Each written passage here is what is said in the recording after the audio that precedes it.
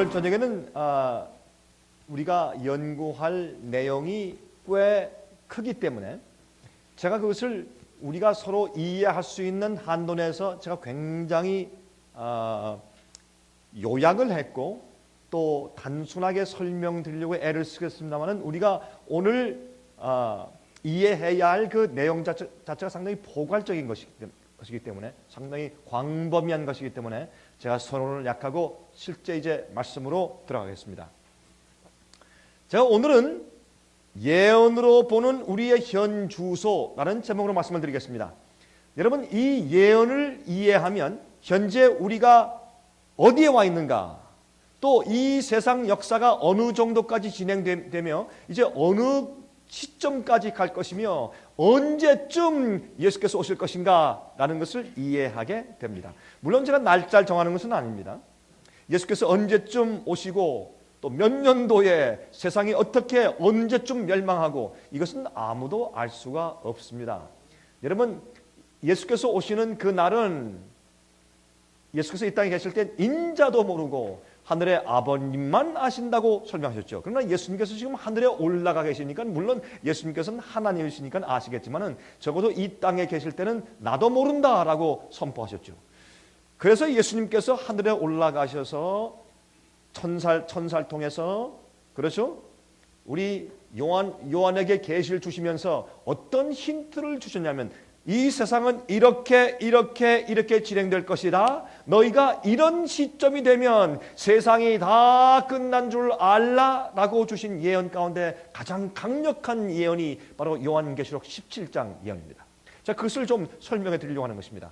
현재 위기 이후에, 다시 말해서 우리가 지금 눈에 보고 있는 경제 위기, 바벨론이 무너지는 그런 바벨론이 무너지는 그런 입장에서 현재 경제 위기를 보면서 이 경제 이후에 그 다음은 무엇이냐 말입니다. 그 다음엔 어떤 세력이 올라올 것인가 라는 것을 보면 하나님께서 우리에게 주신 이 계시록 17장의 힌트를 통해서 우리가 지금 현재 살고 있는 현 위치를 정확하게 파악할 수 있다 그 말입니다. 여러분, 우리는 말이죠, 이 세상에 곧 무슨 일이 일어날 것인가 라고 깊은 관심을 가지고 보고 있습니다. 여러분, 경제학자들, 정치가들, 종교 지도자들, 많은 사람들이 도대체 이제 이 세상에 곧 무슨 일이 일어나려고 이렇게 난리가 생기는가 라고 관심 있게 이제 역사를 주목하고 있지 않습니까? 제가 이 그림을 남미에 갔을 때 제가 이 그림을 한 장 제가 가져왔는데 이것은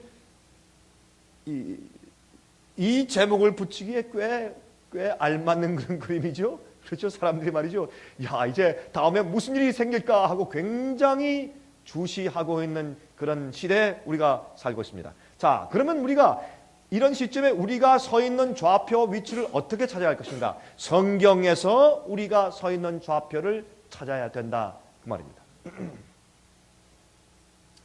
요한계시록 17장 1절부터 4절까지 먼저 보십시다. 자, 이것이 요한계시록 17장에 우리에게 설명하신 주님의 계시입니다. 자, 보십시다. 또 7 대접을 가진 7 천사 중 하나가 와서, 여기 보면 그 전에도 보았지만 어떤 것입니까? 이 7 재앙을 퍼부어줄 천사 가운데 한 천사가 내려와서 설명하는 것으로 보아서 이것도 마지막 시대에 있을 그 사건을 우리에게 보여주는 것을 우리 알고 있는 것입니다. 7 대접을, 7 재앙을 내릴 천사 중에 한 사람이 와서 말하는데 내게 말해 그러되 이리 오라. 왜요? 많은 물 위에 앉은 큰 음녀에 받을 심판을 내게 보이리라. 그래서 요한계시록 17장은 무엇입니까? 바벨론이 무너지는 가운데서 정말 마지막 시대 하나님께서 바벨론을 온전히 심판하시는 데서 설명해 주는 것입니다. 하나님께서 바벨론을 온전히 심판하시면 그때는 세상 끝입니다. 더 이상 바라볼 게 없는 것입니다. 바벨론이 무너질 때는 바벨론의 세 갈래가 우리가 보았습니다만 타락한 교회들, 종교 연합, 국가들의 연합, 이 바벨론과 음행하던 국가의 연합, 그 다음에 경제 연합.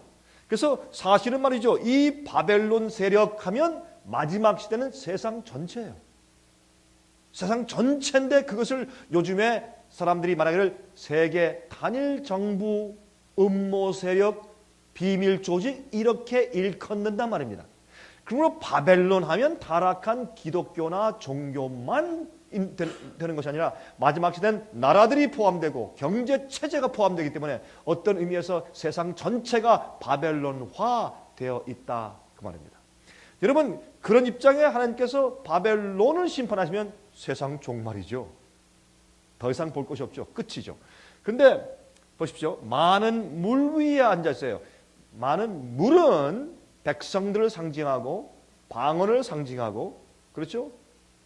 언어를 상징하고 민족들을 상징해요. 그래서 이 세상에는 많은 나라들과 사람들이 이 바벨론 세력을 지지해주고 있단 말입니다. 그런데 이 세력이 요한계시록 17장 끝에 가서 보면 어떻게 됩니까? 열불이 분노하여 우리가 속았구나, 이 사기꾼들아 라고 해서 짐승을 불러 태워 죽입니다.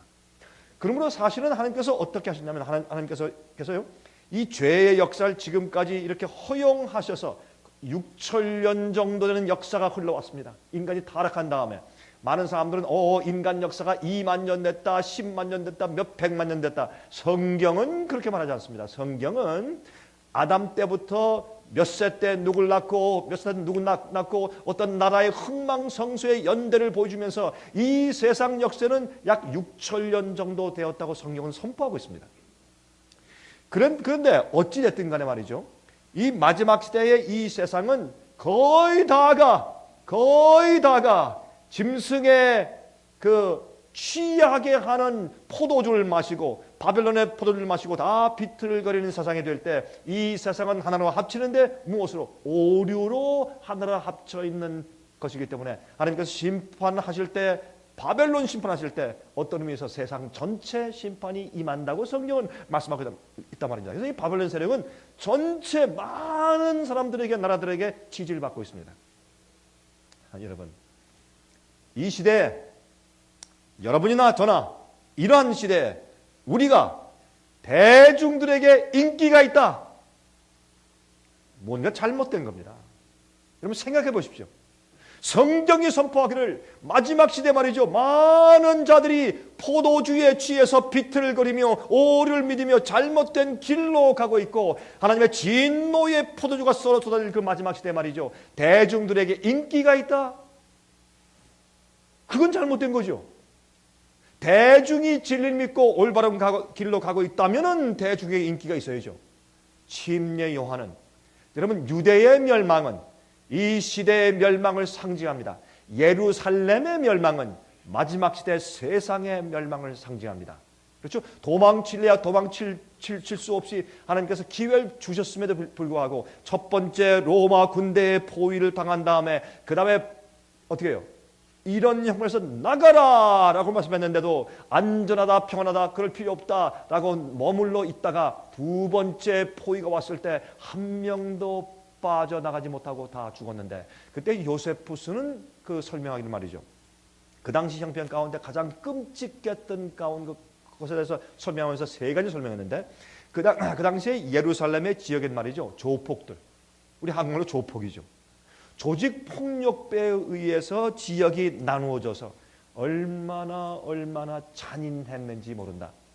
그래서 여러분, 앞으로 이 경제공황이 지금 오죠? 경제공황이 심해지면 여러분, 악덕업자들과 이 주목 쓰는 사람들, 깡패, 독재, 이런 사람들이 성행하기 때문에 그런 핑계로 독재가 이 세상에 이루어지는 것은 우리 눈에 보이는 것입니다. 설명을 드렸지만 여러분, 그때의 이 조폭들에 의해서 맞아 죽은 사람들이 많고, 그게 조세푸스의 역사가 얘기예요. 그리고 배가 고프니까 말이죠, 나중에 자기 신발, 구두창, 자기 허리띠를 삶아 먹다가 나중에 안 되니까 자기 애기들, 자기 아이들을 서로 삶아 먹는데 어떤 재판이 생기는가? 어제는 우리 아이 먹었는데 오늘은 내 아이 삶기로 했는데 왜 안 주느냐? 이런 싸움을 통해서 참 엄청난 고난과 참 고통이 있었고, 또 한 가지는 뭐냐면 로마인들이 보고서 너무너무 지독한 유대인들을, 그때 여러분 성령이 떠난 상태 아니에요? 성령이 떠났기 때문에 예루살렘 전체가 멸망했죠. 이 너무나 악랄하게 보이는 이 유대인들을 말이죠, 타이터스 장군이 들어와서 어떻게 했습니까? 너무나 많은 사람을 잡아서 십자가에 못 박았다 그랬습니다. 그래서 십자가에 못 박아서 사온 십자가가 예루살렘 성 주위에 너무나 많아서 그걸 지나갈 때 사람들이 이렇게 비집고 이렇게 지나갔대요. 너무나 십자가가 많아서 그들이 예수님 하나님의 아들을 십자가에 못 박은 죄에 대한 대가를 그렇게 그들이 받았습니다. 참 불쌍한 처지였습니다. 여러분, 그러므로 그 당시도 말이죠. 그 당시도 침례 요한이 왔어요. 하늘에서 기별자가 왔는데 예수께서 초림하셨을 때 하늘에서 기별자가 왔을 때 대중에게 인기가 없었습니다. 그렇죠? 마지막 예수께서 오실 때 인자가 다시 오실 때 그때 진리를 말하면서 대중에게 인기가 있다? 이건 침례 요한이 아닙니다. 이건 엘리야가 아닙니다. 여러분 보세요. 침례 요한을 엘리야로 지목했어요. 침례 요한은 엘리야의 심령과 권능으로 말씀을 전했다 그랬어요. 예수께서 재림하시기 이전에 이 세상에 침례 요한들이 등장합니다. 엘리야의 심령과 권능이 뭡니까? 그들은 그 엘리야는 자기가 원하는 게 아무것도 없어요. 주님께서 가 할 때 가요. 그리고 내가 주는 이 말을 갖다 전해. 여러분, 엘리야가 갈 때 아방에 갈 때 보니까 가면서 앞으로 이 나라에 3년 반 동안 우려가 없을 것이다. 기근. 근데 그걸 전하러 지금 아방 있는데 궁정으로 가고 있는데 눈에 뭘 보여요? 시냇물이 출출출 흐리고, 예? 꽃이 만발하고, 오곡 백화가 만발하고 말이죠. 너무나 풍년이고 하늘이 맑고 말이죠. 도무지 흉년이 생길 가능성이 안 보이는데도 엘리야는 믿음으로, 왜? 주께서 말씀하셨으니까 기근이 온다고 미리 예언했습니다. 이런 자가 침례 요한이에요. 가서 얘기했죠. 한마디 하고 나와버렸어요. 그런데 나와서 보면서도 엘리야는 마음 가운데 참 이상해. 아니, 이렇게 풍년이고 좋은 세상에 갑자기 3년 반 동안 우도가 안 오고 다 흉년이 든다. 이게 무슨 말인가? 그는 믿었습니다. 무엇을 믿었습니까? 하나님께서 가라사대 한 말씀을 믿었는데 그 가라사대 하신 말씀을 가지고 있는 것이 우리의 성경 아닙니까? 성경은 주께서 말씀하신 것인데 어떤 때는 예언을 볼 때 이렇게 외쳐도 되는 거야? 믿음으로 한단 말입니다. 그게 엘리야 아니에요? 여러분, 이렇게 교회가 성장하고 번영하는 것 같은데 바벨론 되었으니까 나와. 그건 타락한 모습이에요. 그래서 예수의 품성이 그런 것이 아니에요. 이게 진리요라고 말하는 것은 참 두려운 일이에요. 근데 믿음으로 성경이 이렇게 말씀했으니까 예언을 정확하게 이해한다면 외치는 것이죠. 그게 성령의 역사입니다. 침례 요한은 어머니 뱃속에서부터 모태로부터 성령이 충만한 자였어요. 성령의 세심한 음성으로 지도받아 살던 사람이었습니다. 그는 세상의 인기와 명예와 자랑을 원치 않았습니다. 그는 하나님께 용납받고 주님께서 내가 너를 인정한다. 넌 내 종이야. 그거 한마디면 좋겠습니다. 그게 침례 요한입니다. 여러분 목사님들, 이 세상은 오래가지 못합니다. 여러분께서 아무리 성공적인 목회와 성공적인 교회 사업을 한다고 할지라도 갑자기 여러분 교회가 2배, 3배로 숫자가 늘어나서 갑자기 큰 교회당을 봉헌한다고 할지라도 이제 곧 세상은 끝나고 망합니다. 여러분과 제게 가장 중요한 것은 하나님께서 여러분과 저를 참된 목자로 인정해 주시느냐 아느냐, 그것이 가장 중요한 것입니다. 하나님의 인정을 받읍시다. 사람의 인정 받지 맙시다. 그리고 여기에 많은 물 위에 앉아있는 온 세상의 추앙을 받고, 여러분 이번에 베네딕트 16세가 말이죠, 미국에 올해 2008년 4월 달에 왔죠. 여러분, 이 교황이 미국을 방문해 와가지고 대통령이 있는 그 집무실에 들어가서 회의하고 이런 거는 과거 역사에 거의 없었어요. 그런 적이 한 번 있었어요. 그리고 말이죠, 이 81세 생일을 백악관 앞에 있는 로즈 가든 정원에서 81세 생일 잔치를 해주었죠. 백악관에서 말이죠. 대통령이 참석 앞에서. 그런데 참 재밌는 것은 말이죠, 그분이 올라와서 연설을 하는데 이렇게 연설해요. 제가 그걸 생중계로 CNN을 보았거든요. 이렇게 말을 해요. 참 이렇게 그분을 이제 그 교황을 이제 대동에서 들어오면서 사람들이 막 박수 난리가 났죠. 그런데 그 교황이 들어올 때 말이죠, 이 마칭 밴드, 이제 육군 군악대와 육군 합창단이 와서 뭐라고 하는지 아세요? 그런데 딴따란따란따란따린따. 여러분 그 노래 아시죠? 딴따란따란따란. 그거는 맨 마지막에 가사가 뭐예요? 예? The truth is marching on. 진리가 행진합니다. 바벨론의 주모절 앞에 놓고서 진리가 행진합니다. 여러분 미국은 어떤 나라입니까? 중세기 때 로마 교회 핍박에 의해서 5천만 내지 1억 명의 순교자가 났어요. 그게 지겨워서 믿음대로 신앙대로 또 성경 말씀대로 살려는 사람들이 순청교도가 도망와서 세운 나라가 뭐예요? 미국이에요. 그들은 너무 분노해서 그 뒤로 이민 올 때 따라오는 로마 교인들이 있으면 동네에서 불러다가 교수형을 시켰어요. 그것이 미국의 역사예요. 근데 한 200년 이상 딱 지나니까 어떻게 해요? 교황을 불러다가 여러분 이 존 F 케네디 대통령은 말이죠. 로만 캐톨릭 교인이면서 대통령이 됐어요. 어떻게 된 줄 아십니까? 그가 워싱턴 DC에 올라가서 연설을 하면서 나는 천주교인입니다.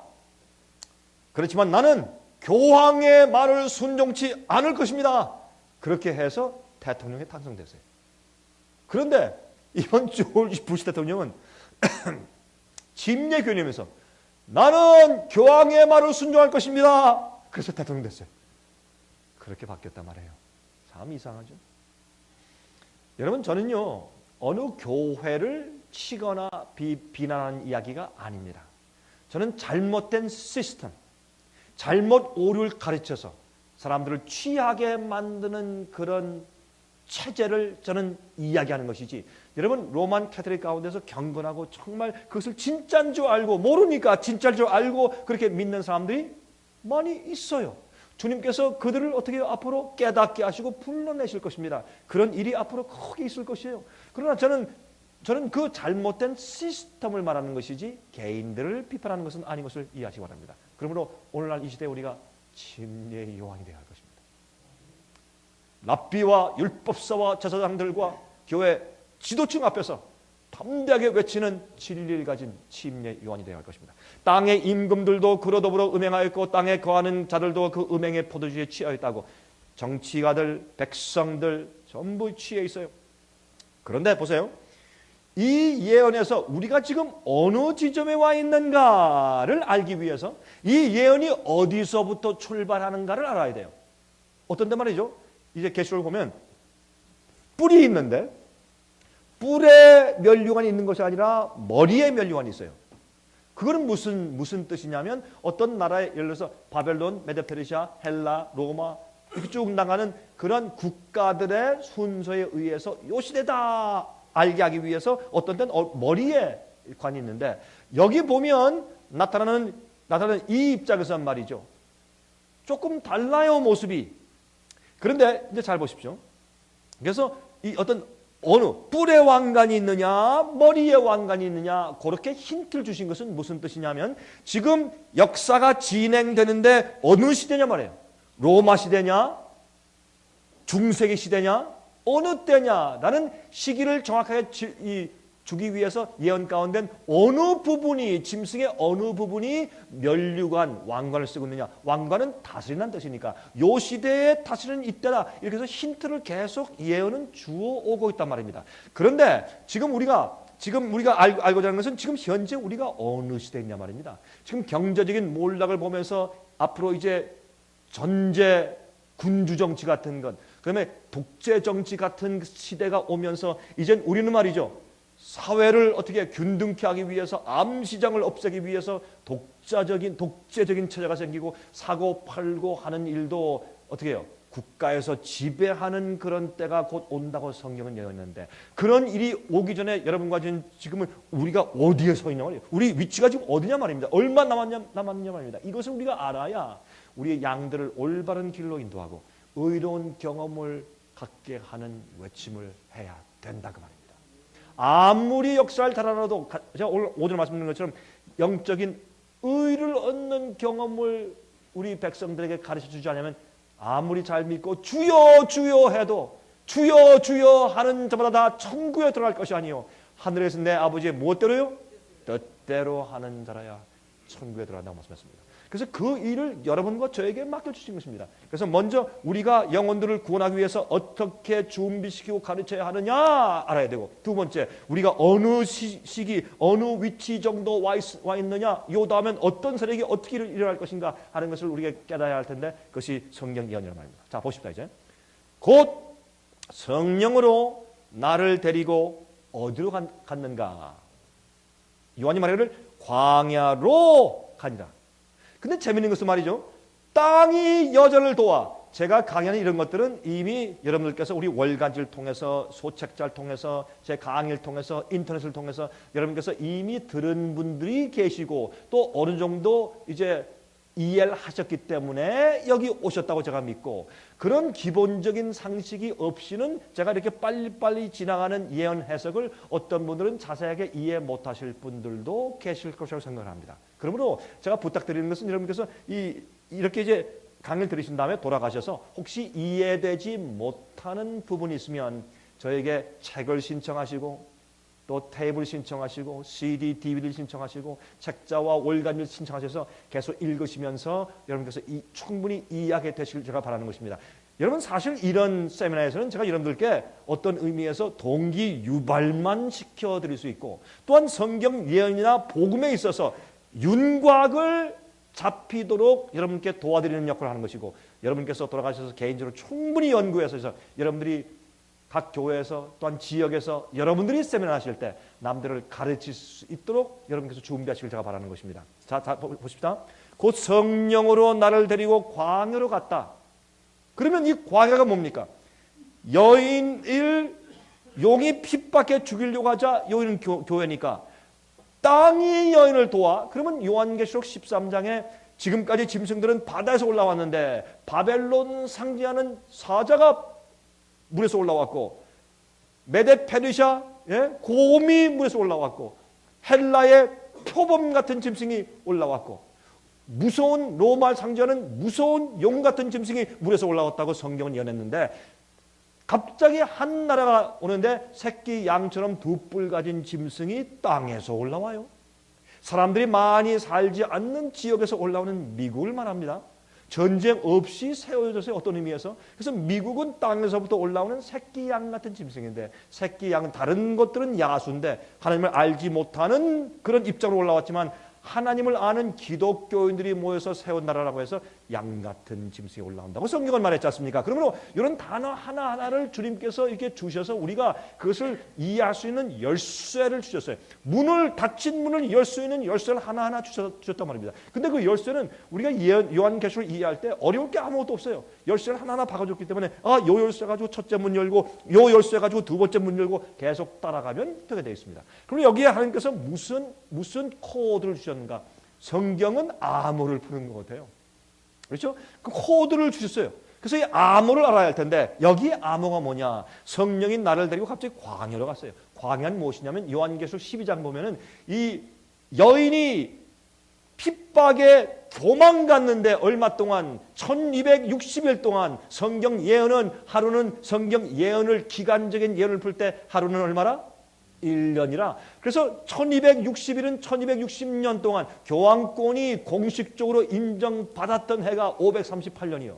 그동안 1260년 하면 1798년이 나오는데 1798년 때 로마의 나폴레옹 장군, 불란서의 나폴레옹 혁명 세력 나폴레옹 장군의 밑에 있던 버티어 장군이 바티칸에 들어가서 그 당시에 피우스 6세를 붙잡아서 포승해서 말에 태워서 불란서에 가서 감옥에 쳐넣었는데 거기서 죽었습니다. 여러분, 그럴 때 드디어 성경 예언이 성취되었다라고 그때 그 당시 신분들은 외쳤어요. 성경 예언을 그 당시 사람들은 많이 이해했기 때문에 1260년 동안의 예언 핍박 시대, 종교 암흑 시대가 끝났단 말입니다. 예? 이제는 우리가 독재에서 해방됐다, 종교 독재에서 해방됐다라는 것이 세계 많은 신문들의 하는 이야기였습니다. 여러분, 그렇게 해서 그때의 1260년 동안 여자가 광야로 도망간 가니라라고 성경은 말했단 말이에요. 그래서 광야라는 얘기가 나와요. 그 여인을 나중에 땅에 도왔다 하는 것은 미국으로 피난와서 살았다 그런 뜻이고, 그 다음에 여기 있는 말씀 가운데서 광야로 갔다는 것은 이것은 무엇입니까? 이것은 중세기의 핍박을 상징하는 광야 교회 시대를 말한단 말이에요. 그래서 그 열쇠가 다 성경에 기록되어 있어요. 우리 어렵게 생각할 필요 없어요. 그래서 성령으로 나를 데리고 어디로 갑니까? 광야로 갑니다. 광야로 딱 가보니까 어떤 일이 있어요? 내가 보니, 그러니까 지금 이 예언이 요한계시록 17장 예언이 시작되는 지점에 딱 데려가서 딱 보는데 내가 보니 여자가 교회예요. 여자가 붉은 빛 짐승을 탔는데 이거는 정결한 처녀가 아니요, 부정한 음녀요. 여자가 붉은 빛 짐승을 탔는데 그 짐승의 몸에 참남된 이름들이 가득하고 7머리와 10뿔이 있으며, 이거 흥미있습니다. 마귀가 사용해오던 세력의 순서가 여기 기록되어 있고, 그러면 여기는 거기에 7머리와 10뿔이 있으면서 또한 몸에는 참남된 이름들이 기록되어 있어요. 하나님에서 대적하는 그런 세력이고 시스템이에요. 여러분, 성경에 참남되다 하는 것은 무엇입니까? 예수님께를 향해서 바리새인들이 참남되다 그랬어요. 왜요? 예수님께서 나는 하나님과 동일하다. 아버지 나는 하나야. 참남되다. 네가 무슨 하나님이야. 그래서 참남되다만은 인간 자기를 격상시켜서 하나님과 동일되게 취급하는 것은 참남된 일입니다. 여러분, 로만 캐톨릭 교회의 교황이라는 단어를 찾아서 로만 캐톨릭 교회의 백과사전을 찾아보십시오. 교황이 누구며 어떻게 인정받는지, 이 지상에 있는 예수 그리스도의 대리자예요. 대리자는 vicarious. 그건 무슨 뜻이냐? vicarious는 그 사람을 대신하는 존재입니다. 예수님을 대표하는 게 아니라 대신하는 대리자라고 되어 있습니다. 그리고 교황은 무호소리요. 교황이 말하는 것은 법이고 그건 영감이에요. 교황의 말은 잘못이 없다. 교황 무리설. 또 무엇이 있어요? 교황은 사람의 죄를 용서할 권한이 있다. 하나님의 계명도 바꿀 권한이 있다. 그래서 여러분, 그 로마 교회에서 영세를 받기 전에 그들이 공부하는 그 교리 문답책에서 말이죠. 질문, 답, 질문, 답이 있는데 특별히 그 책에 보면 거기에서 가지고 있는 10계명과 성경의 10계명은 다르죠. 특별히 뭐가 다릅니까? 둘째 계명을 빼버렸어요. 그리고 셋째 계명을 둘째로, 넷째 계명을 셋째로 계속 하나 올려놨어요. 그러니까 하나가 모자라죠. 그래서 10째 계명을 말이죠. 딱 쪼개가지고 9째, 10째로 만들어놨죠. 우리 다 아는 얘기죠. 근데 둘째 계명이 뭡니까? 우상 숭배하지 말라. 하늘이나 땅이나 바다나 그 안에 있는 모든 만물 가운데 어떤 것도 형상을 만들어 새기지 말고 거기 절하지 말라. 둘째 계명 아니에요. 그런데 여러분, 캐톨릭 교회 안에 들어가면 전부 우상 아니에요? 성자들 우상, 베드로 우상, 바울 우상, 마리아상. 마리아가 왜 우리 종교받을 성자고 여신 같아요? 이 교회는 항상 여신이 있어요. 그래서 여신을 만들어 놓은 겁니다. 옛날에 이교인들이 개종할 때 막 들여와서 거듭남 경험도 없고 성경도 모를 때 무조건 이 로마 군대가 칸스탄틴 황제 이후부터 기독교를 국교로 만들어 놓으니까 전부 개종시키면서 어떻게 해요? 그 사람들을 위해서 여신까지 만들어 놨어요. 우리도 있다. 마리아 성자들 잔뜩 만들어서 들어갈 때 말이죠. 그렇게 하면서 이 발에 키스하고 들어가고, 마치 우리가 직접 예수께 나가서 기도할 수 없으니까 이런 성자나 성모 마리아를 중보자로 세우고 그들에게 경배하면서 그들이 우리 대신해서 하나님께 나갈 수 있도록 해달라 중보자로 만들어놨어요. 그 우상숭배 아닙니까? 그렇게 하려니까 둘째 계명을 빼버려야죠. 여러분, 이런 일들을 우리가 알고 있는 것입니다. 그래서 참남된 이름들이 그 머리에 그 몸에 가득한데, 여자가 음녀의 이것은 정결한 처녀가 아닙니다. 음녀가 붉은빛 짐승을 탔어요. 예? 용을 이제 상징하는 붉은빛 짐승을 탔습니다. 왜 붉으냐면 이 짐승은 성도들의 피로 얼룩져 있어요. 붉은빛 짐승을 탔어요. 그 몸에 참남된 이름들이 있어요. 그런데 재미있는 것은 말이죠. 사실 이거는 뭐냐? 짐승은 성경 예언에서 나라와 이 국가 권력을 의미했어요. 근데 여인 교회가 탔어요. 이것은 교회와 국가의 연합입니다. 국교가 생기면 좋은 거 없죠? 아닙니다. 국교로 만들면 그대로 믿지 않는 사람들이 자기 양심대로 믿을 때 그 사람들을 핍박하고 죽이는 핍박의 세력이 생기는 것입니다. 그래서 종교는 국교를 세우는 것이 아닙니다. 하나님께서 언제 강요하십니까? 너 이렇게 하십니까? 아닙니다. 차원에서 깨닫고 성령의 감동으로 자기가 자원하는 헌물을 드려야지. 그게 경배지. 강요하는 국교를 만드는 것은 핍박을 시작한다는 얘기입니다. 그래서 중세기에 교회가 국가와 하나가 되어 있었기 때문에 정교 분리의 원칙을 어기고 성의 원칙을 어기고 국가와 종교를 하나로 만들었을 때 핍박이 생겨서 수천만 명을 죽인 것입니다. 그 사람들을 이단으로 만들어서. 4절, 그 여자는 자줏빛과 붉은빛 옷을 입고 금과 보석과 진주로 꾸미며 손에 금잔을 가졌는데 가증한 물건과 그의 음행에 더러운 것들이 가득하더라. 흥미있어요. 이게 물론 영적인 의미가 있지만 실제적으로 우리가 이해하기에 딱 이렇게 되셨어요. 한번 보실까요?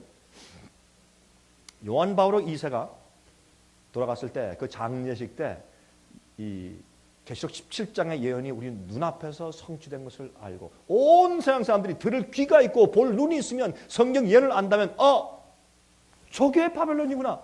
이 바벨론의 주체 세력이구나. 그래서 이 요한계시록 17장을 말하기를 음녀의 어미가 있어요. 음녀의 어미가 있고 음녀가 낳은 딸들이 있단 말이에요. 그래서 요즘에 종교연합을 통해서 말이죠. 사실은 주체 세력이 있고 따르는 세력들이 전부 다 바벨론화돼 가는 모습을 우리가 이해하게 딱 보여주신 것이에요. 보세요. 아까 우리 다시 보십시다. 이 여자가 어떻게 해요? 자줏빛 옷과 붉은빛 옷을 입고 옷의 색깔이 두 가지예요. 자줏빛, 붉은빛. 금과 보석과 진주로 꾸며요. 차요. 또 손에 금잔을 가졌는데 그 금잔은 가증한 물건과 음행에 더러운 것들이 있어요. 그 금잔에 있는 포도주 때문에 사람들이 영적으로 다 취해버린다. 이렇게 딱 그림을 딱 보여주셨어요. 왜? 우리가 깨달아서 알도록 하기 위해서. 자, 그러면 요한 바오로 2세는 그가 살아있을 때보다 죽은 다음에 더 유명했어요. 그렇죠? 2005년 4월 8일 날 제가 그때 유럽 독일에서 집회하고 있었습니다. 그래서 저는 그날이 금요일이었어요. 금요일 아침에. 그때 2005년 4월 8일 날 저는 CNN 유럽 생방송을 통해서 독일 목사님 2명과 저와 셋이 앉아서 리빙룸에서 그 실제 그 중계방송을 통해서 그 장례식을 자세히 지켜봤습니다. 참 흥미있어요. 근데 이 장례식을 하는데 바티칸 광장에 요한 바오로 2세 장례식인데 가만히 보세요. 여기에 강단이 있어요. 여기서 미사를 드렸습니다. 여기 온 사람들이 다 거의 다 떡을 먹고 포도주를 마셨어요. 적어도 여기까지 있는 사람들을 위해서 다 이 미사를 드리는데 떡과 포도주를 마시게 하고 주었습니다. 네? 그런데 여기에 강도산이 있어요. 이때 지금 현재 교황인 베네딕트 16세가 그 당시에는 래칭을 추기경이 있어요. 독일 출신 래칭을 추기경이 그것을 집전했습니다. 여기에 요한 바로 2세의 시체가 있고 관이 있습니다. 이것은 올리브 나무로 만들었어요. 올리브는 예수님을 상징했죠. 올리브 나무를 만들고 그 위에 M자를 크게 새겨놨어요. 조금 이따 보시면 M자는 마리아라는 뜻의 약자였습니다. 요한 바오로 2세는 마리아에게 계시도 받고 마리아를 그렇게 존중하던 자 가운데 하나였기 때문에 그렇습니다. 자 보십시오. 그들이 앉아있는 순서를 좀 보시기 바랍니다. 먼저 옛날에 중세기 때 말이죠. 모든 나라들이 교황을 아련했습니다. 아련할 때 어떻게 했습니까? 다 가서 그에게 절했습니다. 그의 이 손에 입 맞췄습니다. 그것이 아련하는 방법이었는데 교황이 보좌에 앉아있으면 오른쪽에는 정치가들, 왼쪽에는 추기경들이 앉았습니다. 그런데 흥미있는 것은 말이죠. 여기 보시면 여기에 정치가들이 있고 이쪽에는 추기경들이 쭉 앉아 있었습니다. 옛날 모든 나라들이 전부 다 교황에 가서 아련하고 고개를 숙이던 중세기 때 다시 말해서 교회와 정치가 하나로 합쳐 있던 그 시대에 나라의 통치자들, 왕들, 수상들이 다 가서 경배하던 그 모습과 똑같은 예식을 하였습니다. 보세요. 옛날에 그 정치가들 부시 대통령, 그렇죠? 이런 독일의 챈슬러 다 같이 모였죠 그때. 그런데 보세요. 그때 독일 수상이 보였죠. 세계 정치가들이 다 모였어요. 그때 토니 블레어 영국 수상과 부인도 왔죠. 자, 그런데 재미있는 것은 말이죠. 옛날에 교황을 아련하갈 때 까만 옷을 입었습니다. 장례식이 아닌데도 까만 옷을 입었습니다. 그것은 무슨 뜻이냐? 충성에 대한 굴종에 대한 표현입니다. 재미있는 것은 교황을 만나러 가는 엘리자베스 영국 여왕과 그 남편도 교황 만나러 갈 때 까만 옷을 입습니다. 참 재미죠? 그런 것들을 우리가 알아야 할 것입니다. 그런데 재미있는 것은 말이죠. 여기 보세요. 클린턴이 있고 부시 대통령이 같이 이제 대화하고 있지 않습니까? 그런데 재미있는 것은 그때 영국의 황태자였던 찰스 황태자가 카밀라, 자기 현재 지금 그 결혼한 부인과 난 그날 결혼식에 가기 때문에 못 갑니다. 그랬습니다. 그러니까 바티칸이 어떻게 했는지 아세요? 감히 교황 장례식 때 안 와? 빨리 와! 한마디 하니까 결혼식 취소하고 왔어요.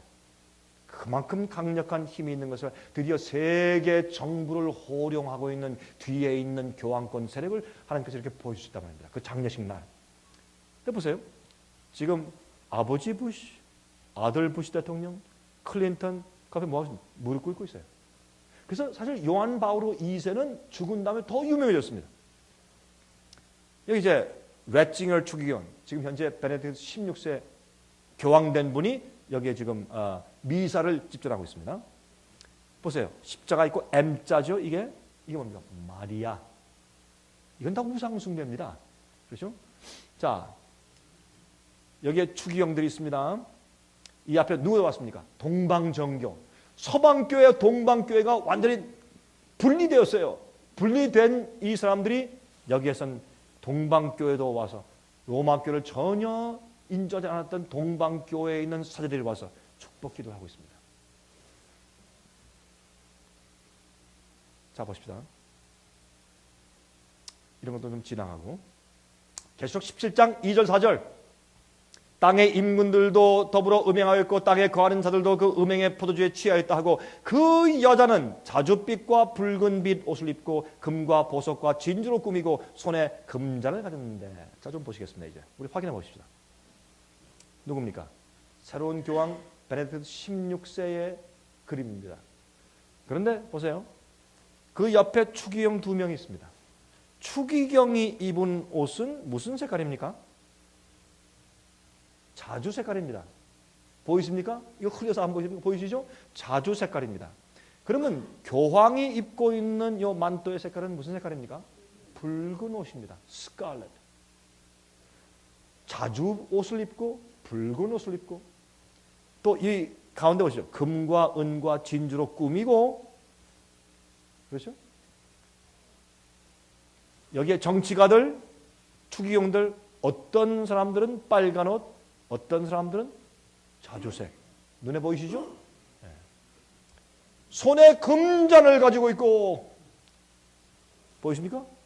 그 속에 세상을 취하게 하는 바벨론의 포도주가 있고, 이것은 영적인 오류에 대한 상징이죠. 옷을 보십시오. 그렇죠? 자, 그러면 이렇게 해서 하나님께서 말이죠. 요한계시록 17장을 시작할 때 마지막 시대에 어떤 일이 있을 것이다라는 것을 미리 짤막하게 예언하는데, 심지어 무엇까지? 그들이 입고 있는 옷까지, 예? 정부와 정치가 하나가 되어 있는 짐승을, 국가를 상징하는 짐승을 타고 있는 음녀를 보여주면서 입는 옷과 가지고 있는 금잔과 꾸미는 금, 은, 보석, 진주까지도 이렇게 설명해 놓으셔서 우리가 한눈에 보니까 저거네 이렇게 알 수 있게 주님께서 비디오로도 보여주신 것입니다. 그래도 우리가 이해하지 못한다? 그러면 눈이 멀었죠. 안 믿으려고 하는 것이지, 이렇게 해줘도 안 믿으면. 그래서 이 요한계시록 17장 얘기는 마지막 시대에 우리가 이해해야 하는 굉장히 중요한 대목인 걸 아시고 주님께서 이런 것까지 기록해 두셨어요. 그러면 이제부터 자, 그렇게 시작한 요한계시록 17장이 이제 진행되면서 우리가 현재 그러면 어디까지 왔으며 어디에 서 있나, 우리 위치가 어딘가, 그걸 알게 된단 말입니다. 보십시다. 앞으로 무슨 일이 생기는가? 요것만 먼저 잠깐 좀 설명하십시다. 계속해서 이제 설명합니다. 여러분, 요즘에 렉스 84 수용소들이 있습니다. 미국에요, 큰 대도시에 가까운 곳에 거의 하나씩 있어서 약 한 200개 이상의 수용소를 지어놨습니다. 그 수용소에 그 철망들이 쳐져 있는데 요새 새로 만들었기 때문에 녹슬지 않았습니다. 큰 것들이. 어떤 수용소는 그 안에 사람을 들여놓는데 10만 명, 20만 명까지 수용할 수 있습니다.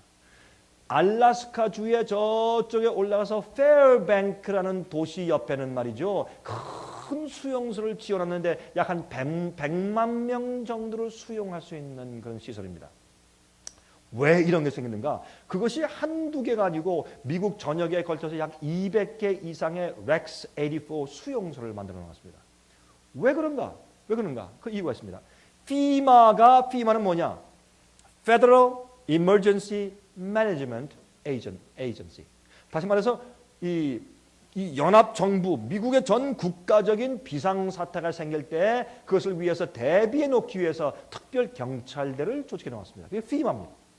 예를 들어서 천연재해가 왔다, 허리케인이 왔다, 큰 지진이 왔다, 산불이 났다, 사람들이 대량 죽었다. 예를 들어서 천연재해가 나서 사람들이 2만 명이 죽었다. 그러면 갑자기 어떻게 할까요? 그 사람들을 위한 관이 있어야 될 거 아니에요. 어디 묻어야 될 거 아니에요. 이런 비상시에 대처하기 위해서 한다라고 하는 의미로 여기에 이제 사진 곧 보여드리겠지만은 관들을 잔뜩 가서 쌓아놨어요. 관들. 왜 관들을 쌓아놨을까요? 이상하죠? 자, 그런데 여기에 보세요. 어떤 위기 상황인가? 천연재해. 알케이다 같은 그런 극렬 이슬람파들이 와서 또 테러를 할 가능성이 있거든요. 테러를 또 했을 때 이번에 지금 뭘 하고 있습니까? 아메리칸 히로시마에서 미국에 있는 대도시에 원자폭탄을 터뜨리겠다라는 계획을 가지고 있습니다. 여러분 흥미있는 것은 말이죠. 아랍계의 파키스탄 같은 나라는 원자 핵을 가지고 있습니다. 그렇죠? 요즘에 파키스탄과 미국의 사이가 별로 안 좋아지고 있습니다. 그리고 소련이 붕괴하면서 러시아만 남고 적은 그런 나라들이 계속 분열돼서 동구라파가 생기면서 그렇죠? 그러면서 재미있는 것은 그때의 소련이 가지고 있던 많은 핵무기가 이 나라 저 나라에 찢어져서 흩어지기 시작했습니다. 그런데 그렇게 흩어져 있는 그 핵무기의 보유량의 정확한 숫자를 지금 파악할 수가 없습니다. 이 암시장의 알케이다가 이미 어느 정도 몇 개의 핵무기를 사서 가지고 있는지 아무도 모르는 것입니다. 흥미있는 것은 말이죠. 이락 전쟁 당시에 말이죠. 이 미국 군대 가서 특별한 기계를 가지고 이 모스크, 다시 말해서 이슬람 사원들에 가서 이렇게 살펴봤는데 어떤 이슬람 사회는 그 바닥에서 말이죠. 이 핵물질에 대한 그 재료가 발견됐습니다. 거기에 핵폭탄을 거기에 몰래 숨겨뒀다가 가지고 간 그런 가능성이 있다는 결과를 보도했습니다. 군부에서. 그러니까 우리는 모르는 거예요. 뭐가 어떻게 터질지 우리가 전혀 알 수가 없어요. 그런데 여러분 한 가지 아십니까? 제가 믿는 것은 이렇습니다. 요한계시록 7장을 보시면 무슨 말씀이 있어요? 예? 이제 사방 바람을 천사들이 놓으려고 하니까 어떻게 해요? 하늘에서 다른 천사들이 내려오면서 붙잡으라. 왜? 이유가 하나밖에 없어요. 하나님의 종들의 이마에 인침이 끝나지 않았으니까 붙잡으라. 주의 교회에 마지막에 주 앞에 설 14만 4천 같은 주의 성품을 이루고 주님의 믿음을, 예수의 믿음을 가지고 계명을 지키는 참된 여자의 남은물이 정말 정결하고 믿음으로 말미암아 의롭게 된 경험을 진짜로 경험한 순수한 주의 백성들의 이마에 인치는 사업이 끝나지 않았으니까 지금 끝나면 안 돼. 붙잡아. 잠깐 있어라. 기다려라. 그런 기록이 요한계시록 7장입니다. 저는 믿기는 미국의 두 번째 이슬람의 공격이 없는 이유는 하나님께서 우리를 위해서 우리가 우리의 양들을 올바로 준비시켜 인침받는 경험을 하게 아직 못했기 때문에 주님께서 바람을 붙잡고 계시다고 믿는 것입니다. 세계 3차 대전이 아직 일어나지 않는 이유는 한 가지 분명한 이유는 주님께서 아직 허용치 않으시고 바람을 붙잡는다고 저는 믿는 것입니다. 여러분, 우린 준비해야 합니다. 여러분들이 교회에서 하실 일이 있고 사람들에게 전할 기별과 진리가 있고 그 영혼들을 구원받게 인침받게 해야 되는데 우리의 할 역할이 있는 것입니다. 주님께서 참으시는 겁니다. 그런데 재미있는 것은 말이죠.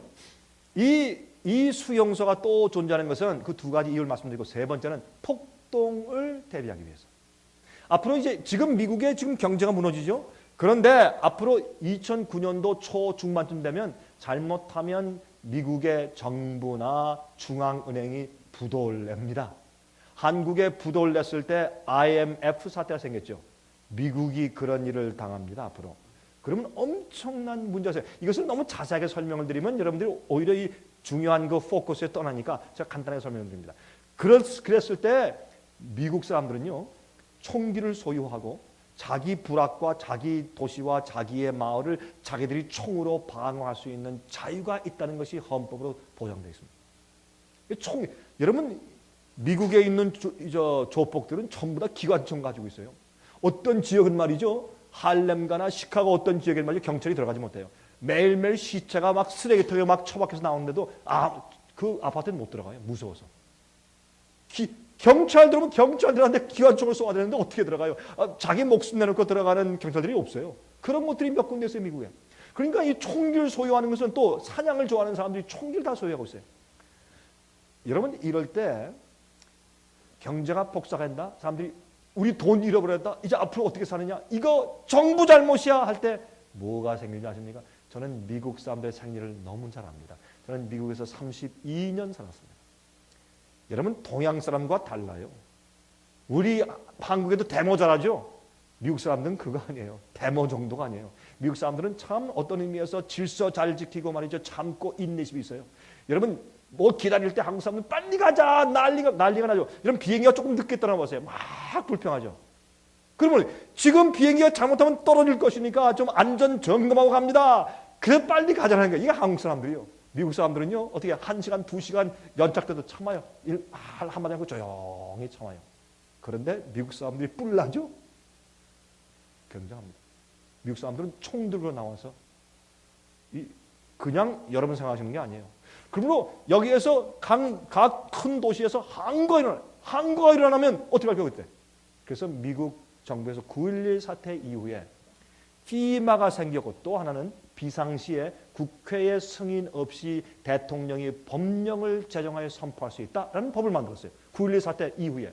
그리고 또 한 가지는 뭐냐면 이 군대 편제를 만들었는데 그것을 노스컴이라고 말합니다. 이 군대 편제는 무엇인가? 국가 비상 마셜로, 국가 비상 계엄령 이 생길 때 그때 미국을 주도할 군대 특별한 편제를 만들었습니다. 그것을 노스컴이라고 불렀어요. 근데 이 편제는 뭐냐면 너는 뉴욕에, 이 부대는 샌프란시스코에, 이 부대는 시카고에, 이 부대는 LA에, 이 부대는 어디에, 이 부대는 애틀랜타에, 이렇게 올랜도에, 마이애미에 이렇게 가서 그 도시를 만약 폭동이 생겨버리면 거기를 딱 봉쇄하고 2시간 안에 그 도시를 딱 임봉하고 딱 막아라. 뭐 고속도로 딱 막아버려요. 아무도 못 나가게. 그 사람들이 나가면 그 폭동과 그 항거가 전국에 퍼져가지고 내전이 생길 거 아니에요. 그래서 그거를 이분들이 기대한 다음에 거기에 어떻게 해요? 그런 법을 만들고 그러한 군대 편제를 딱 만들어 놨어요. 그런데 재밌는 것은 2008년도 3월 18일날 미국의 국회에서 클로즈 도어 세션이라고 해서 문을 다 닫고 언론들은 들어오지 못하게 하고서 비밀 회의를 했습니다. 그 비밀 회의할 때 Surveillance Bill이라고 해서 이것은 도청 장치를 허용하는 법을 통과시킨다라고 보고했지만 그 뒤에서 국회의원들에게 실제적으로 얘기한 것은 앞으로 여러분 올해 3월 달이에요. 앞으로 9월 달 마지막과 10월 초에 가면 미국 경제가 파탄납니다. 그걸 보고했습니다. 2009년도 가면 또 문제가 생기고 나중에 2009년도 어느 때쯤 되면 중앙은행이 도산합니다. 미국 정부가 파산 신고를 할 수밖에 없게 될 가능성이 참 큽니다. 이걸 얘기했어요. 국회의원들이 큰 충격을 받았어요. 그래서 당신들이 우리의 하는 일에 협조해서 입을 다물고 협조하지 않으면 앞으로 이 미국이 하루아침에 망하니까 그러면 안 됩니다. 라고 위협했습니다. 이런 일이 있었는데 재미있는 것은 말이죠. 그리고 또 말하기를 앞으로 그래서 북미 연합이 생기는데 왜? 카나다의 천연자원, 미국의 기술, 또 멕시코의 싼 노동력. 그래서 카나다와 미국과 멕시코가 한 나라를 이루고 또한 우리가 새로운 화폐를 만드는데 그 화폐를 아메로라고 부를 가능성이 큽니다라는 보고를 했습니다. 그럼 미국의 주권이 없어지는 것이에요. 이것 때문에 국회의원들이 굉장히 화가 났습니다. 그러나 이것을 쉬쉬하고 있는데 그것이 새어나와서 퍼져나가기 시작한 것입니다. 진짜 비밀은 없는 것입니다. 자, 그런 일이 있었는데 그래서 피마에서는 또 무엇을 위해서 폭동 날 때 폭동하는 사람들을 붙잡아서 어디 가둘 데가 있어야 될 거 아니에요. 많은 사람이 죽을 때 그 시체를 묻을 관들이 있어야 돼요. 그래서 어떤 일이 생겼는가? 이것이 미국에 있는 REX84 수용소들 가운데 하나입니다. 이런 것들이 이 속엔 아무도 없어요. 수용소를 만들어낸다 지금은 아무도 없어요. 그런 것들이에요. 또 하나 사진 보여드릴까요? 이렇게 이런 수용소가 있는데 그 속에 처음 더 이렇게 경계망을 쳤는데 그 속에 아무도 없어요. 왜요? 미래에 있을 그런 폭동에 대해서 미리 대비책을 세워놓은 겁니다. 왜? 미국 정부는 미래를 아니까. 지금 이 사태가 어떻게 될지를 아니까. 어떤 땐 말이죠. 어떤 수용소는 그냥 이렇게 이제 이걸 우리 한국에서 뭐라 그러죠? 컨테이너 같은 걸 잔뜩. 근데 이거 지금 세우기 시작하는데 이걸 또 붙여서 많은 사람을 들여놓을 수 있는 이런 것도 만들어 놓고. 왜냐하면 당장 200개 이상의 큰 수용소를 지을 수가 없잖아요. 그러니까 있는 시설을 바꿔서 수용소를 자꾸 만들어 놓아왔습니다. 어떤 때는 이거 보세요. United States Department of Homeland Security. 여기 가지고 수용소가 있다고 딱 이렇게 화살표가 있어요. 이쪽에 수용소를 만들어 놨다고. 이런 것이 미국의 전역에 퍼지기 시작했어요. 200여 개 이상 큰 수용소. 이거 보세요. 이런 것도 이미 있는 건물을 수용소로 만들었어요. 이렇게. 갑자기 있을 사태에 대비해서 말입니다. 재밌는 것은 여러분 지금 어두워서 잘 안 보이시겠지만 이게 다 관이에요. 관인데 이게 무슨 관이냐? 제가 살고 있는 애틀란타에서 남쪽으로 한 1시간 얼마 내려가면 거기에 이 벌판이 있는데 그 벌판에 큰 수용소를 만들어 놓았는데 영어로 concentration camp이에요. 그걸 만들어 놨는데 그 안에 10만 명 이상을 수용할 수 있는 시설을 만들어 놨는데 그 앞에 재밌는 것은 여기에 이 관이 다시 말해서 플라스틱으로 찍은 거예요. 보세요. 이렇게 플라스틱으로 까만 플라스틱으로 찍은 관이에요. 이렇게 플라스틱으로 찍은 관이 다 보이세요? 이렇게 쭉 큰 벌판에 널려져 있는데 50만 개를 쌓아놨어요. 50만 개. 왜요? 몰라요. 말을 안 해요. 제가 말씀드린 것처럼 이런 세 가지의 위기 상황이 올 때 쓰기 위해서 관들을 만들어 놓았어요. 그래서 미국 정부는 무엇을 기대하고 알고 있냐면 앞으로 큰 폭동이 생길 것을 안단 말이에요. 이것이 앞으로 올 일 같아요. 전 하나님이 아니기 때문에 정확하게 100% 예언할 수는 없지만 이것이 눈에 보이는 현실이에요. 저는 미국에 살고 있어요. 자, 보세요. 이런 관들을 쫙 써놨는데 어떤 사람이 가서 동영상을 찍어왔는데 동영상을 보니까 이건 뭐 기가 차지도 않아요. 이건 왼쪽 저쪽에서 쫙 보여주는데 그냥 관이 쌓이고 쌓인 50만 년이 얼마나 많아요. 그걸 겹겹이 쌓였는데 엄청나게 쌓여있어요. 벌판을 이 큰 벌판을 뒤집었어요. 완전히 다 채워놨어요. 그리고 재밌는 것이 말이죠. 이 미국이 새로운 화폐를 만들 겁니다. 그거를 아메로라고 불렀어요. 달러가 아니에요. 아메로. 이미 만들어 놓았어요. 계획이 아니고 돈을 만들어 놨어요. 또 보실래요? 이런 돈을 동전 다 찍어놨어요. 언제요? 2007년도. 미리 다 만들었는데 이 이름이 아메로예요. 아메로. 또 보실래요? 화폐. 이 보세요. 아메로 아니에요? 예? 50달러, 100달러, 20달러 다 이미 화폐를 찍어 놓았어요. 왜? 뭐 그 사람들이 할 일이 없어서 장난치고 무슨 뭐 할 일이 없어서 시간 때우려고 했을까요? 이렇게 많은 돈을 화폐를 찍어 놓았어요. 여러분이시여. 우리가 알지 못하는 엄청난 일이 이제 미래에 우리에게 다가오는 것입니다. 이것을 성경이 예언하고 있는 것이에요. 이게 망한단 말이에요. 뭐가 말이에요? 바벨론의 3중념이 뭐예요? 타락한 종교, 두 번째 연합된 나라들, 세 번째 연합된 경제 시스템 망한단 말이에요. 그때 앞으로 어떻게 올 것이요? 여러분 아우슈비츠 기억하세요? 아우슈비츠 아시죠? 나치스의 강제 노동 수용소. 전 거기 가봤어요. 폴란드 갔을 때 가봤어요. 누가 저를 데려가서 이제 가서 구경하는데 끔찍해서 제가 하루 종일 밥을 못 먹었어요. 너무 끔찍하고 기가 막혀서. 여러분 거기 가니까 뭐가 있냐면 유대인들 데려갈 때 말이죠. 아, 당신들 핍박 안 당하고 살 수 있게 우리가 어디 좀 피난처를 데려가겠습니다. 그래서 이 열차에 타와가지고 막 수천 명, 수만 명씩 데려가서 폴란드에 있는 아우슈비츠 수용소 들어갔어요. 들어가는데 말이죠. 거기 보니까 설명해 주는데 이 사진을 크게 걸어놨는데 이 교향악단, 실내악단 같은 사람들이 첼로, 나팔, 그 다음에 뭐 바이올린으로 환영하는 그 음악을 막 잘 왔습니다. 그리고 들어갔어요. 들어갔는데 나중에 보니까 뭐예요? 수용소요. 하루아침에 수용소요. 네? 구두 다 벗고 옷 벗김 당하고 그다음에 백을 다 뺏기고 여러분 거기 가서 보니까 백들이 이 가방들이 산더미처럼 쌓였는데 가만히 보니까 거기 조그만 가방이 있는데 그 연대수를 보니까 이 안에는 7살짜리 아이야. 딱 보니까 그렇게 쌓여있고 그러면 한쪽에 하면 구두가 산더미처럼 쌓여있고 한 곳에 하면 머리카락이 산더미처럼 쌓여있고 머리를 깎아가지고 그걸로 뭘 했는지 아십니까? 그 사람들이 나치스가 그거 가지고 이불 만들고 베개 만들고 그걸 녹여와서 다른 것들 만들었어요. 그걸로 이제 뭐 짜는 걸 만들고 머리카락, 인간 머리카락으로. 그리고요 한 군데 가면은 이 그림들이 있는데 사람들 불러다가 말이죠 목욕시킨다고 목욕시켜준다. 100명, 200명을 어떤 방에 딱 집어넣고 말이죠. 이게 그 위에서 물이 나온 줄 알고 다 이러고 보이는데 그 물 나오는 그 구멍으로 전부 다 청산가리 가스를 집어넣었어요. 사람들을 다 질식해서 죽여버렸어요. 근데 그 시체를 어디다 써? 그러니까 100명, 200명 시체를 갖다 큰 구덩이를 파가지고 거기다 믿고서 막 매장을 한 그런 장소가 많이 있고 그 사진이 있고 특별히 그것을 어떻게 하는가? 화장을 시켜야죠. 수만 명을 계속 죽여나가는데 600만 유태인들을 죽였는데 그 어떻게 그걸 처리하겠어요? 그래서 화장을 했어요. 그래서 화장을 하니까 시체를 태우니까 그게 그 연기가 그다음에 또 그 뭐야 그 먼지 같은 것들 이런 파티클이 올라가서 그것이 눈처럼 돼서 떨어지는데 항상 눈처럼 내려서 먼지가 내려서 하얀 땅이 눈처럼 하얗게 쌓였다 그랬어요. 다 죽었어요. 여러분 아십니까? 제가 여러분들께 이런 말씀드리는 것은 위협주거나 겁주기 위해서 하는 얘기가 아닙니다. 하나님께서 너 짐승의 옷에 경배, 짐승의 받아, 너 죽는다, 너 불로 막 지져 태운다.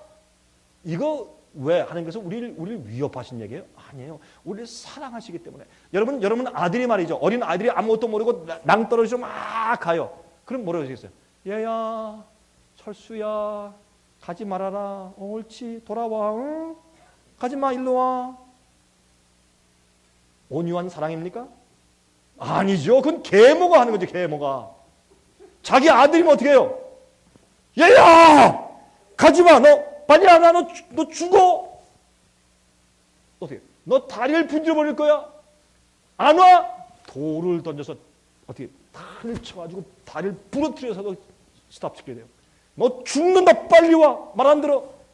이게 부모님 사랑 아니요. 성경에 주님께서 너 불로 태운다. 너 죽어. 너 절대 그러지 마. 안 돌아와? 위협은 하나님의 사랑의 전류요. 내 백성아 돌아오라. 거기 가지 말아라. 내 말씀대로 살아. 너 죽어. 이 하나님의 사랑의 전류가 요한계시록에 기록되어 있어요. 요한계시록 14장에. 저는 제가 그 읽을 때마다 제가 눈물이 나. 하나님이 얼마나 답답하시면 우리에게 소리 지르실까. 그게 사랑의 편지예요. 위협하는 얘기가 아니에요. 제가 이런 얘기를 왜 해? 사람들 깨라고. 앞으로 오는 예언 성취가 무엇인지 알게 하기 위해서 제가 이런 얘기하는 것이에요. 세상이 연합되어 있어요.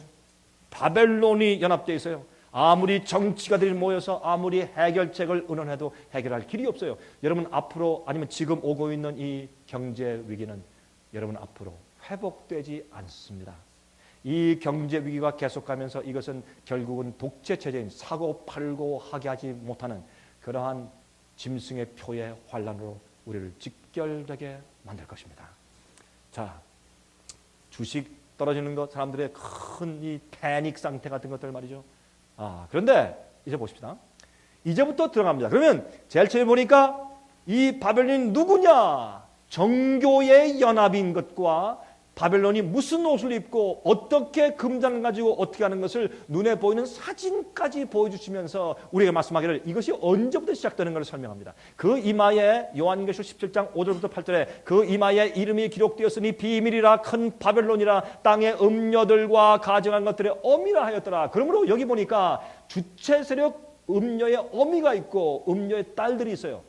로마 교회의 교황권이 해놓은 일을 뒤에서 졸졸 따라가는 음녀의 딸들도 있다 그 말이에요. 이것이 종교연합 세력인 것을 이렇게 설명해요. 또 내가 보니 이 여자가 성도들의 피와 순교자를 많이 내서 죽였어요. 이단이라고 해서 교회를 반대하고 말씀대로 산다고 해서 그를 죽여서 피를 흘렸어요.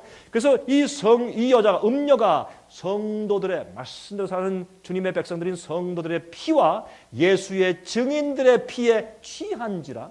그러면 이미 죽여서 붉은 짐승이 되었어요. 이미 피를 많이 흘렸어요. 그렇죠? 그런데 이 피를 흘렸는데 그 하나님의 백성들의 진리를 말하는 백성들을 너무 많이 죽여가지고 그렇죠? 그 피에 취했어요. 그러면 이미 성도들을 많이 핍박해서 죽인 이후입니까? 죽이기 이전입니까?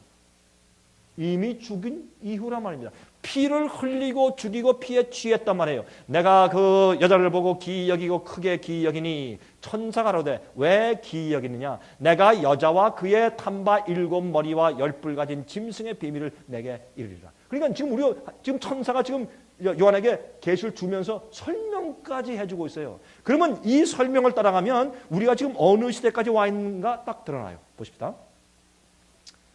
내가 본 짐승은 전에 있었다가 시방 어떻게 해요? 없으나 장차 무적행으로부터 올라와 어디로요? 멸망으로 들어갈 자리. 그러니까 여기 있는 이 예언은 뭐냐면 이 예언의 주체 세력, 이 예언을 보여주는 바벨론의 주체 세력을 설명하면서 이 짐승은 음녀가 타고 있는 이 세력은 말이죠. 과거에 있었는데 지금은 없어졌어. 그러다 나중에 부활해 무적행에서 올라와서 또 죽어 멸망으로 또 들어가. 이것이 힌트예요. 땅에 거하는 자들로서 창세 이후로 생명책에 농명되지 못한 자들이 이전에 있었다가 시방 없으나 장차 나올 짐승을 보고 기히 여기더라. 이것을 요한계시록 13장에 말이죠. 교황권을 설명할 때 요한계시록 13장에 두 짐승이 나오죠. 물에서 나오는 이상한 짐승이 나와요. 얼굴은 사자 같고 몸은 표범 같고 발은 곰 같고 그렇죠? 하는 일은 천일 가지고 네 번째 짐승은 용 같은 그런 아주 무서운 짐승으로 막 밟고 부수고 잡아먹고 그런 이상한 짐승이 나와요.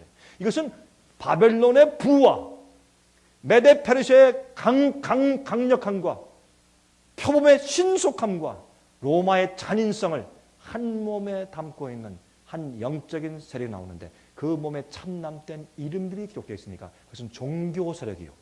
진리를 반대하는 종교 세력으로서 영적인 바벨론이라고 설명하고 있어요. 근데 그 얘기와 27장의 얘기는 똑같아요. 그래서 이 짐승이 전에 있었는데 지금은 안 보여요. 한 번 죽었었어요. 지금은 없어. 근데 나중에 또 어떻게 다 살아서 올라와.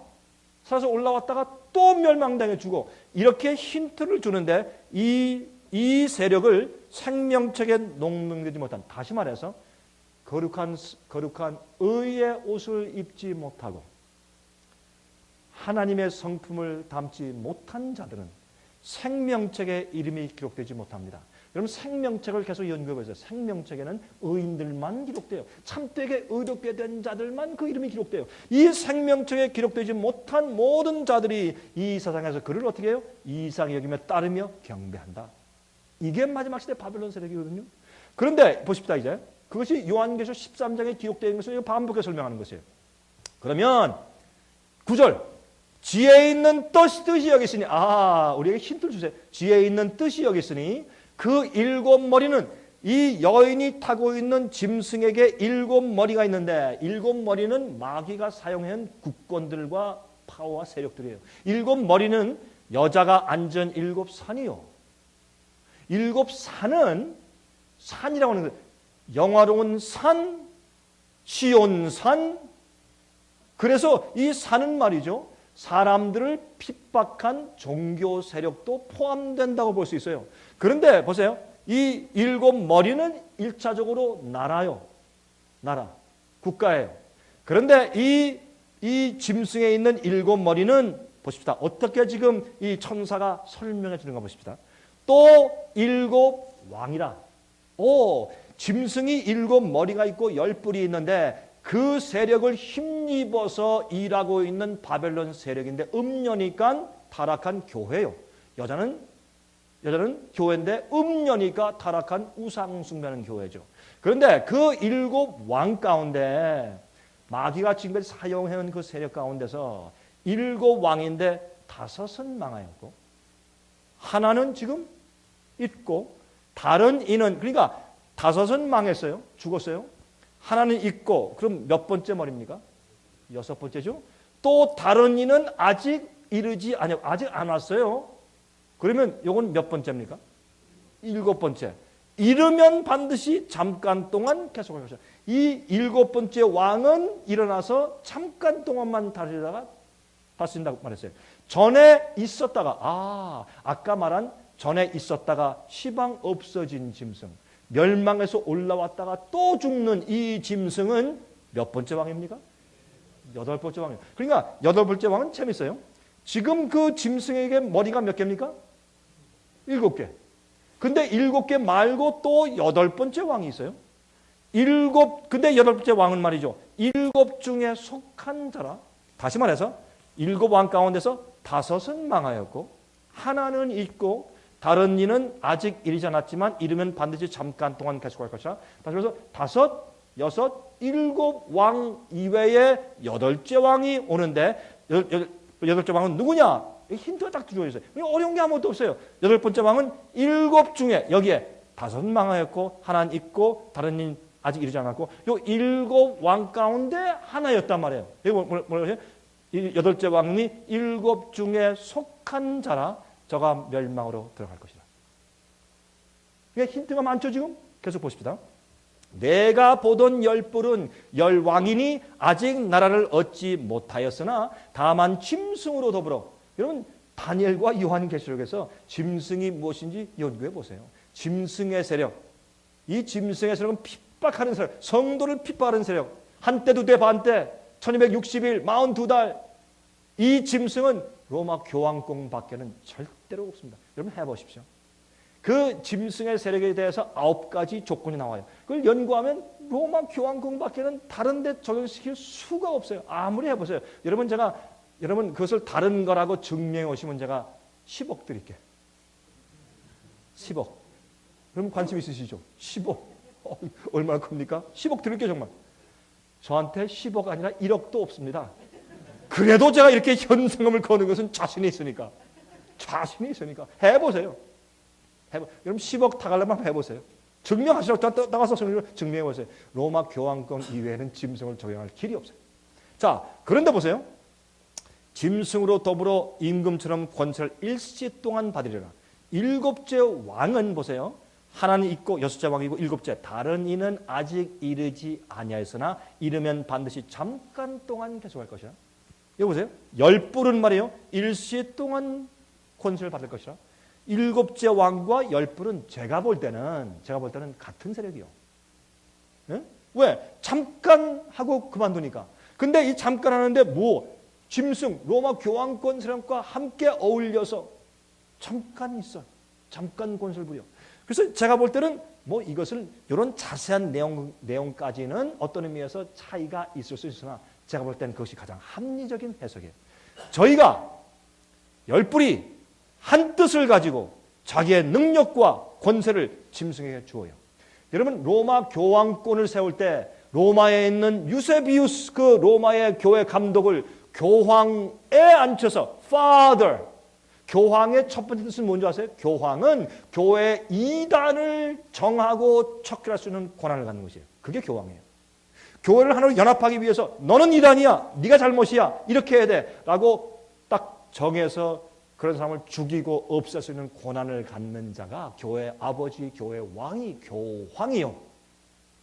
그러므로 이 교황권을 다시 옛날의 중세기의 사람들을 많이 핍박해 죽일 수 있었던 그런 세력으로 다시 부상시켜 주기 때문에 한 뜻을 가지고 능력과 권세를 짐승에 다시 주어요. 그 말은 무슨 말이냐면 여러분 계시록 13장에 보면 이 교황권이 한 머리가 죽게 되는 상처를 받아요. 1798년도에 다시 말해서 1260년 동안의 그 핍박 기간에 중세기 핍박이 끝나면서 1798년도에 어떻게 해요? 죽게 되는 상처를 받아요. 불란서가 쳐들어가서 교황을 붙잡아다가 불란서에 데려가서 죽였어요. 죽게 되는 상처를 받았어요. 그런데 마지막에 어떻게 한다? 세계의 연합 나라 조직이 교황권에 다시 무엇을 준다? 권세와 능력을 준다. 이건 무슨 말이에요? 그 권세를 가지면 옛날에 했던 식으로 사람들을 너는 이단이야. 우리 안 따르고 한 거는 너는 다 이단이야 해서 죽이는 일의 권세까지도 또 가지게 된다는 뜻이라 그 말이에요. 얼마나 분명해요. 예? 권세와 능력을 옛날에 주어서 한 교회 감독을 같은 교황을 만든 그 일을 마지막 시대에 와서 다시 세계 나라들이 연합해서 또 한다 그 말이에요. 그렇죠? 많은 무리에 앉은 큰 음녀에 받을 심판을 보인다는 말씀했습니다. 이건 어떤 사람이 그림을 잘 그렸어요. 진짜 음녀 같죠? 예. 보세요. 내가 보니 여자가 붉은 빛 짐승을 탔고 그 짐승의 몸에 참남된 이름이 기록되어 있더라. 교회와 정치 세력의 연합이었어요. 자, 좀 빨리 가야 되겠습니다. 지혜 있는 뜻이 여기 있으니 그 일곱 머리는 여자가 앉은 일곱 산이요. 근데 흥미있는 게 또, 요거는 이제 사이드에 이제 조금 약간 빗나갔다고 할 수 있지만은 흥미있는 것은 말이죠.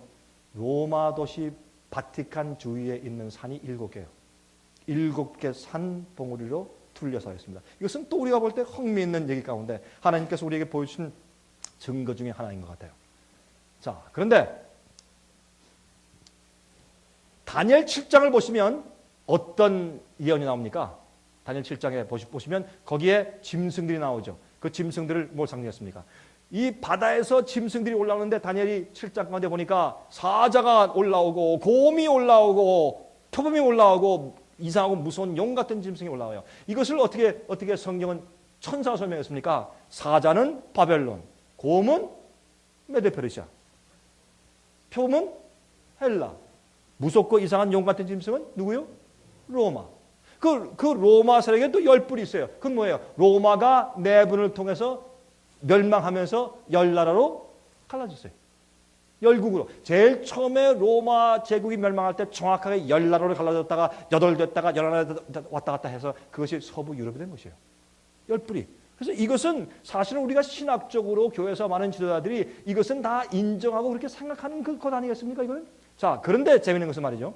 첫 번째 왕국, 두 번째 왕국, 세 번째, 네 번째 왕국인데, 자, 7 왜 머리라고 했는가? 이건 세상 역사에서 흐르면서 바벨론, 메데페르시아, 헬라, 로마는 전부 다 하나님 백성들을 죽이고 핍박한 세력 아니에요. 그 세력 속에 또 하나의 나중에 나오는 머리가 뭐냐면 교황권 머리가 올라오는 거예요. 제가 설명을 좀 드리겠습니다. 자, 사자의 머리가 몇 개입니까? 하나. 곰의 머리가 다니엘 7장 예언에서 또 하나. 여러분, 헬라를 상징하는 알렉산더 대왕이 시작한 헬라를 상징하면서 그 짐승의 머리가 계시 가운데 몇 개 있습니까? 4개. 여러분, 유명한 얘기 아닙니까? 알렉산더 대왕이 이제 정복을 하면 이제 전쟁을 하다가 인도의 간지스강까지 가서 거기서 이 약관 한 33세 된 청년이 말이죠. 왕이 땅을 치면서 말하기를 내가 더 이상 정복할 나라가 없다. 그 유명한 얘기 아닙니까? 그걸 돌아오다가 소아시아 지방에 돌아오다가 포도주와 술을 너무 마신 나머지 그만 객사했어요. 오다가 그만 요사했다 그러죠. 죽는데 내 장군이 와서 뭐라 그랬습니까? 왕이시여, 왕이시여, 이렇게 큰 세계를 정복해놓고 이제 누가 차지하고 누가 다스리라고 돌아가시면 어떻게 됩니까? 유명한 얘기. 강한 자가 먹어. 그렇게 죽었어요. 밑에 있는 내 장군이 말이죠. 예? 리스마커스, 카산더 뭐 이런 장군들 4명이 어떻게 했습니까? 예? 딱 넷으로 갈라먹었습니다. 동서남북식으로 위에 2나라, 밑에 2나라. 그래서 여러분 그 밑에 있는 애굽에 있는 지방, 아프리카 북부 아프리카 지방, 시리아에 있는 지방, 서쪽 지방 이렇게 전부 다 해서 4나라로 딱 갈라먹었어요. 그래서 머리가 4개예요. 하나님 그렇게 하신 것이에요. 또 왜 표범이고 왜 새 날개가 있느냐? 지금까지 인류 역사 가운데서 가장 빠르게 세상을 정복한 나라가 헬라예요. 그래서 표범을 만들어놨어요. 예? 용, 물어뜯고 죽이고 하는 잔인한 세력인 뭐예요? 로마 나라의 뿔이 10개니까 로마 나라가 10나라로 분열될 것을 예언했어요. 간단하게 만화를 그려주신 거예요. 만화는요 시간이 흐르고 지역이 다르고 문화가 달라도 만화는 다 알거든. 만화 보면 다 알 수 있어요. 아니 그래서 만화를 그려주신 것이에요. 세상 역사를. 그러므로 몇 개예요? 7머리인데 나중에 4번째 짐승에서 10뿔이 나면서 10뿔 가운데 또 하나 작은 뿔이 올라오는데 사람 같은 입이 있고 눈이 있더라. 그래서 이것은 종교, 큰 말을 하고 참담된 말을 해. 이 종교 세력인데 이것이 무엇이냐 하면 교황권인데 옆에 있는 새 뿔을 뽑았더라. 그래서 교황권이 자기의 세력을 완전히 세우기 위해서 말입니다. 예? 새 나라의 민족들을 쓸어버렸어요. 그래서 아리안 족속 같은 사람, 새 나라를 뿌리째 뽑아서 없어져서 그 민족들은 말이죠. 더 이상 서방 유럽을 형성하지 못했습니다. 이것이 역사적으로 성취됐어요. 제가 자세한 설명 안 드리고 제가 줄거리만 말씀드리니까 이런 것들이 우리의 책자에 다 있으니까 여러분들 이것을 정확한 인포메이션이나 정확한 이해를 원하시면 모르시는 분들이 계시면 저는 이제 신청하시라고 말입니다. 자, 요한계시록 17장 9절부터 13절 보십시오. 지혜 있는 뜻이 여기 있으니 그 7머리는 여자가 앉은 7산이요. 그렇죠? 일곱 왕이라 다섯은 망하였고 하나는 있고. 그러니까 다섯은 첫 번째, 두 번째, 세 번째, 네 번째, 다섯 번째 왕인데 이 일곱 그 다섯은 뭐냐 한번 보십시다. 바벨론, 그다음에 두 번째 나라인 메도페르시아, 세 번째 헬라, 네 번째 로마. 로마가 넘어가면서 누구를 추앙해 주었습니까? 교황권. 교황권은 로마의 보좌를 받았고 권위를 받아서 사람을 죽일 수 있는 권한까지 있어서 로마의 군대와 경찰을 쓸 수 있는 국가적인 황제 노릇을 하게 되었기 때문에 그것도 하나의 머리 세력으로 보아주었다고 해요. 여러분, 바티칸은 적은 한 도시면서 종교면서 또한 뭐예요? 국가. 옛날부터 그랬습니다. 종교와 국가가 하나로 연합된 세력이었습니다. 그게 로마 교황권 왕국이었어요. 그러므로 다섯을 망했다는 것은 무슨 말이냐면 지금 보세요. 이런 말이에요. 1260년 동안 교황권이 다스리는 동안에 많은 성도의 피를 흘리고 피에 취해 있어요. 그때는 뭐냐? 1798년대 이미 뒤를 보니까 많은 성도를 몇 천만 명을 죽이고 나서 성도의 피에 취해 있는 모습인데 교황권의 멸망당할 마지막 부분에 성령이 요한을 데리고 가서 광야에서부터 너 지금 여기서부터 보는 거야? 라고 데려간 광야 교회가 언제쯤이냐? 성도를 이미 핍박에 다 죽인 다음에 피로 취해 있는 상태인 교황의 세력이 몰락할 마지막 부분에 데려가서 자, 여기서부터 봐라. 여기서부터 이제 마지막에 어떤 일이 생기는 것을 이 바벨론 세력의 멸망할 심판을 내가 보여줄게 했단 말이에요. 그러니까 이 17장의 예언의 계시가 어느 시점부터? 요 다섯 번째 왕 교황 로마가 멸망한 그 시점부터 그가 성대 피 죽여서 성대 피에 취해 있는 시점부터 이제 미래를 본단 말이에요. 그렇게 딱 설명되어 있잖아요. 그럼 다섯은 망하였고 바벨론, 페르시아, 헬라, 로마 제국, 또 교황 로마 다섯은 망했고 죽었고 하나는 있고 여섯 번째 왕은 있고. 그런데 보세요. 성경의 요한계시록에 교황권이 올라오는 짐승을 받아서 올라오는 짐승을 보여준 다음에 그 다음에 또 짐승이 올라와요. 무슨 짐승이 올라옵니까? 땅에서 올라와요. 무슨 짐승이? 양 같은 짐승이 올라와요. 그래서 보면 다섯이 망해요. 세계 제국의 흐름을 보면서 바벨론, 메도페르시아, 헬라, 로마 제국, 교황 로마 제국도 오래 다스리다가 교황 로마 제국이 죽게 되는 그 머리 하나가 상처를 받고 내려가자 그 다음에 조용히 한 나라가 올라오는데 교황권이 죽는 것은 1798년대에 죽게 되는 상처받고 죽었는데 그때쯤에서 서서히 조용히 올라온 나라가 그때 건강한 나라가 미국밖에 없습니다. 아무리 역사에 찾아보십시오. 미국밖에 없고 미국을 새끼 양 같은 짐승이 땅에서 올라온다고 말씀했기 때문에 우리는 정확하게 이해할 수 있습니다. 다섯 나라는 머리는 망했고 여섯 번째 왕이 지금 있어요. 미국. 그러므로 제가 이걸 이해했을 때 참 놀란 것은 뭐냐면 지금 하나님께서 말이죠. 교황 로마가 멸망하고 미국이 올라오는 그 시점에 성령께서 역사의 계시 가운데서 성령께서 그 시점으로 요한을 딱 들어서 세운 다음에 자 이제부터 봐. 그 계시 가운데 쉽게 얘기하면 여러분과 제가 살고 있는 이 시대까지 요한이 꿰뚫고 보기 시작했다고 말입니다.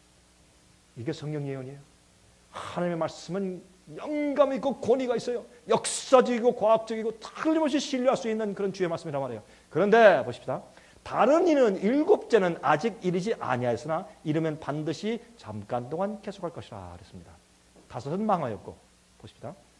바벨론, 메도페르시아, 헬라, 이교 로마 제국, 교황 로마 다섯은 망했고 그 다음에 하나는 있고 작은 뿔세력이 교황 로마였습니다. 자, 지혜 있는 뜻이 여기 있으니 라고 설명했단 말이에요. 그러면 하나는 있고 요한이 여섯 번째 왕 하나는 있고 하는 시대를 초점으로 계시를 미래를 바라보기 시작했단 말이에요. 자, 이 여섯 번째 짐승에 대해서 요한계시록에 기록된 것을 이미 말씀드렸죠. 우리 지나갑시다. 이건 아니까 여러분들이 이미. 그런데 이 짐승이 여보세요. 또 다른 짐승이 땅에서 올라오니 새끼 한 가지 두 뿔이 있고 용처럼 말하더라. 땅에서 양이 올라와요. 양은 예수님을 상징했습니다. 그런데 한 가지 흥미있는 것이 있어요. 미국의 상징하는 짐승 가운데 미국의 상징은 독수리인데 그거 말고 미국에만 존재하는 짐승이 있는데 아메리칸 버팔로, 들소죠. 근데 이 들소가 재밌는 것은 말이죠. 들소가 이렇게 생겼는데 미국에만 존재해요. 그런데 이 들소의 새끼를 낳으면 꼭이 양 같아요. 꼭이 양 같죠? 새끼 양 같아. 그래서 들소가 새끼를 낳으면 그래서 이게 전 이렇게 생각해요. 계시를 봤는데 사도 요한이 가만히 보니까 새끼 양 같은 짐승이 있긴 있는데 양은 아니야. 그래서 새끼 양 같은 그래서요. 짐승이 올라왔어요. 아, 이것은 미국이라는 사실을 이런 식으로 은유해서 또 보여주셨을 가능성도 있다 그 말입니다. 자, 미국이 교황권과 1984년도 1월 10일자에 연합하는 미국에서 윌슨 대사를 보냈어요. 그것은 종교뿐만 아니라 국가로서 인정하는 일을 해서 연합하기 시작한 것을 우리가 알 수가 있는 것입니다. 자, 여기에 일곱 번째 짐승은 일곱 번째 머리와 왕은 다섯은 망했고 미국은 현재 있어요. 지금 미국이 현재 있을 때부터 무엇을 보았느냐? 계시가 마지막 시대는 계시가 시작된 것입니다. 다른 이는 아직 이르지 않았지만 이르면 반드시 잠깐 동안 계속해요. 근데 그 일곱 번째 왕과 열뿔을 설명하면서 이 일곱 번째 왕인 열뿔이 무엇을 합니까? 여덟 번째 왕에게 권세와 능력을 주어요. 그 여덟 번째 왕은 뭐라 그랬어요? 일곱 중에 속해 있던 자라. 교황 로마요. 죽었던 상처를 받아서 죽었었는데 다시 부활해. 일곱 중에 속한 자라 저가 멸망으로 들어가요. 전에 있다가 시방 없어요. 왜? 교황 로마가 있었는데 다섯은 망했으니까 전에 있다가 지금은 안 보여요. 죽게 된 상처를 받은 다음에 미국이 올라왔을 때 계시를 보여주니까 뭐라고 말해야 돼요? 다섯 머리가 망했을 때 그 다섯 가운데 포함되어 있기 때문에 그 일곱 머리 중에 하나 있었다? 전에 있었어? 지금은 안 보여? 앞으로 올라올 거야? 이게 뭐예요? 교황권이 부활하는 것을 말합니다. 제가 아까 말씀드렸죠? 교황이 미국에 초청돼서 이번에 왔는데 그 전도 할 말이 많지만 이번 것만 봅시다. 조시 대통령이 침례교인이요. 근데 교황을 내세우세요. Holy Father. 거룩한 아버지시요. 그거는 개신교인이 부를 명칭이 아닙니다. Holy Father이 뭐예요? 누가 Holy Father이에요? 그리고요, 군악대가 노래 부르는데 The truth is marching on. 진리가 행진합니다. 교황을 놓고 진리가 행진해? 미국의 선조들이 부활해서 보면 딱 그냥 기가 찰 노릇이지 이럴 일이 어딨냐 말이에요. 순교자가 보면. 그런데 미국에서 유명한 소프라노 가수가 아주 목소리 좋아요. 소프라노 가수가 나오더니 찬송을 부르는데 그 특성을 하는데 뭘 부르는지 아세요? Our Father which art in heaven 뭡니까? 주기도문을 찬송하는데 거기에 Our Father 우리 아버지시여 부를 때 그거 할 때 이렇게 해줘. 하늘에 계신 아버지시여 이렇게 해야 될 거 아니에요. 뭐라고 하는지 아세요? 그 제스처로 교황을 보면서 Our Father 이렇게 노래해요. 정신이 나갔어요. 사람들이 막 박수치고 연설 시작하는데 뭐라고 하는지 아세요? 이 교황이 제일 처음에 운을 뗄 때 이렇게 해요. 여러 우리 아메리카 미국의 시민들이시여, 여러분의 선조들은 자유를 찾아서 와서 세운 나라가 미국입니다. 왜 자유를 찾아서 도망했는데? 자기들 핍박 때문에 도망왔는데 자유를 찾아 어떻게 감히 그런 말 할 수 있을까요? 예? 이거 이상하지 않아요? 뭔가 잘못되지 않습니까? 성경은 미국이 나중에 용처럼 말할 것이다. 미국이 성격이 돌변해서 양처럼 올라온 나라가 나중에 사탄의 얘기를 해서 용처럼 말할 것이다. 누구에게? 교황권에게 능력과 세력을 주는 세력 가운데 하나가 될 것이다. 예언했단 말이에요. 이것이 왜 어려워요? 언제부터 시작해서 어떻게 나간다는 그 예언을 우리가 서 있는 위치를 정확하게 주었는데 이게 왜 풀이하는데 왜 어렵냐고요.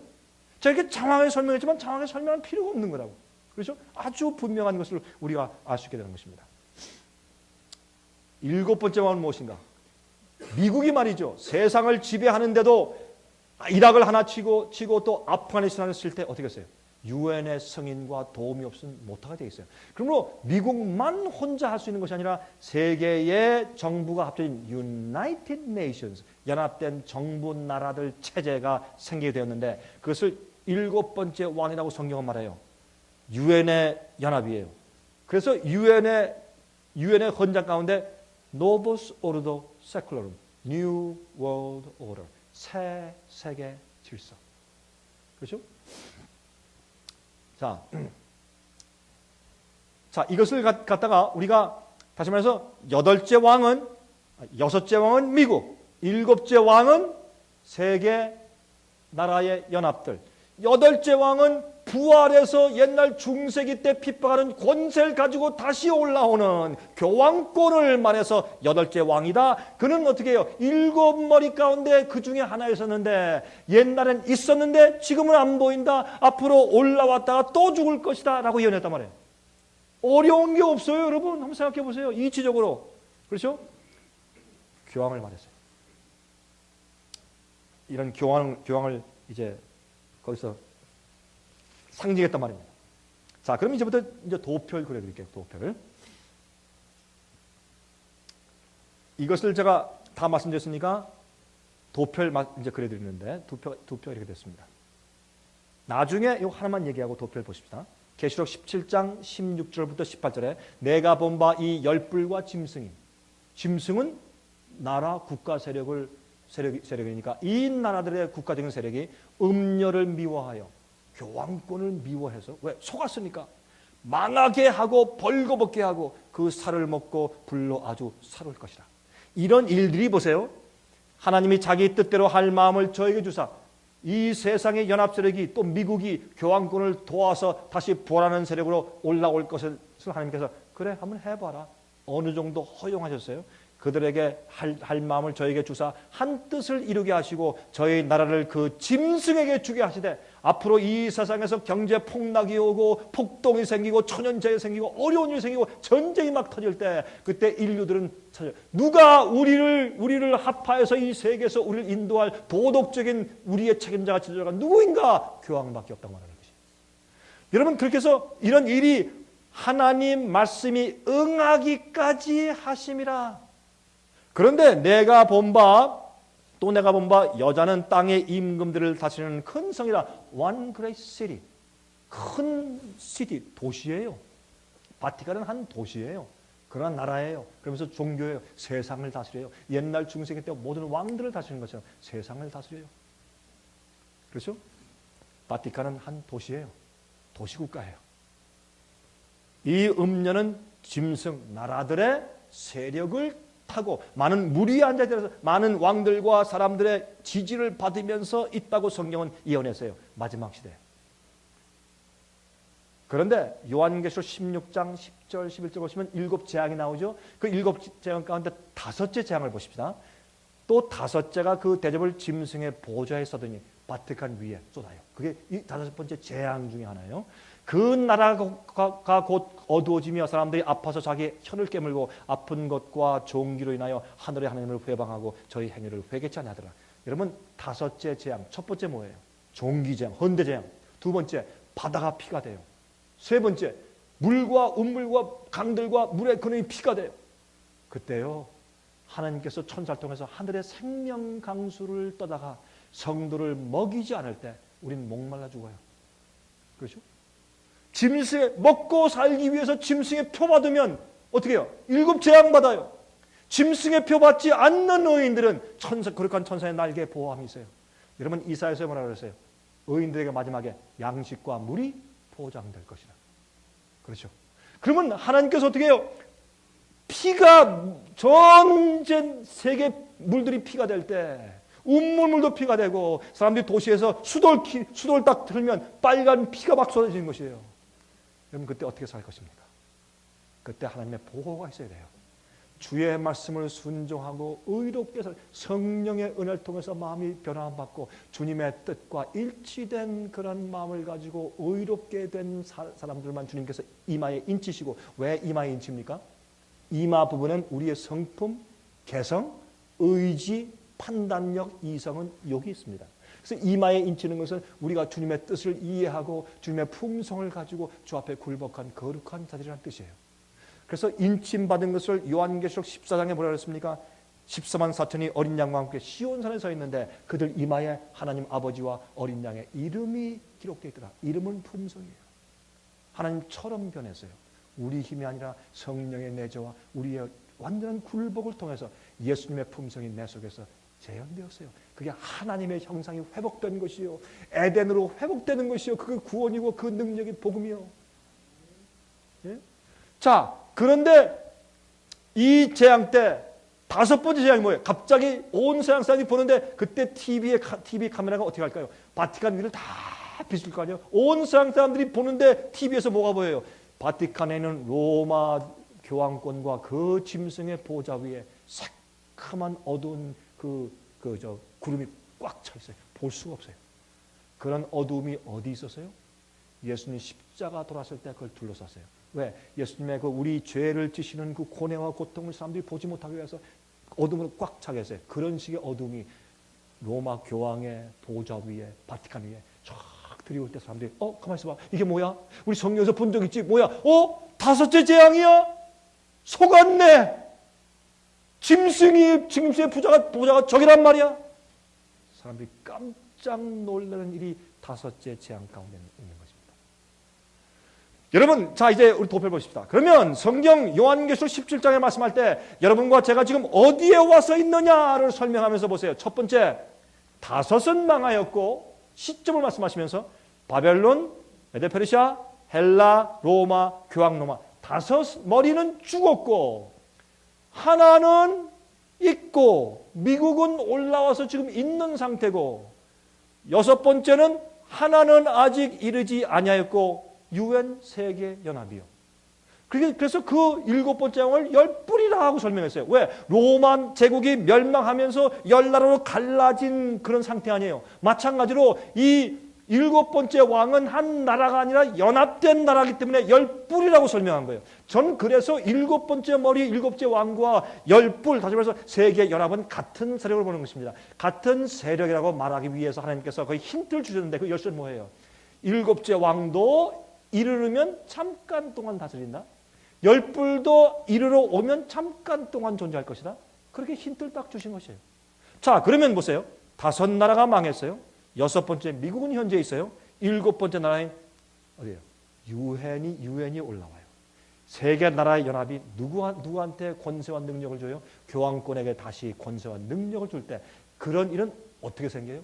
이 세상의 경제적인 파탄과 폭동과 굶주림과 전쟁과 어려운 일을 보면서 이제 우리의 지도자가 누군가, 미국인가, 불란성가, 독일인가 누구냐 말이에요. 교황이다. 도덕적인 종교적인 지도자. 이렇게 추앙받고 존경받는 교황의 세력이 다시 올라와서 죽었던 상처가 완전히 회복되고 낫는 것을 성경은 예언했다고 했단 말이에요.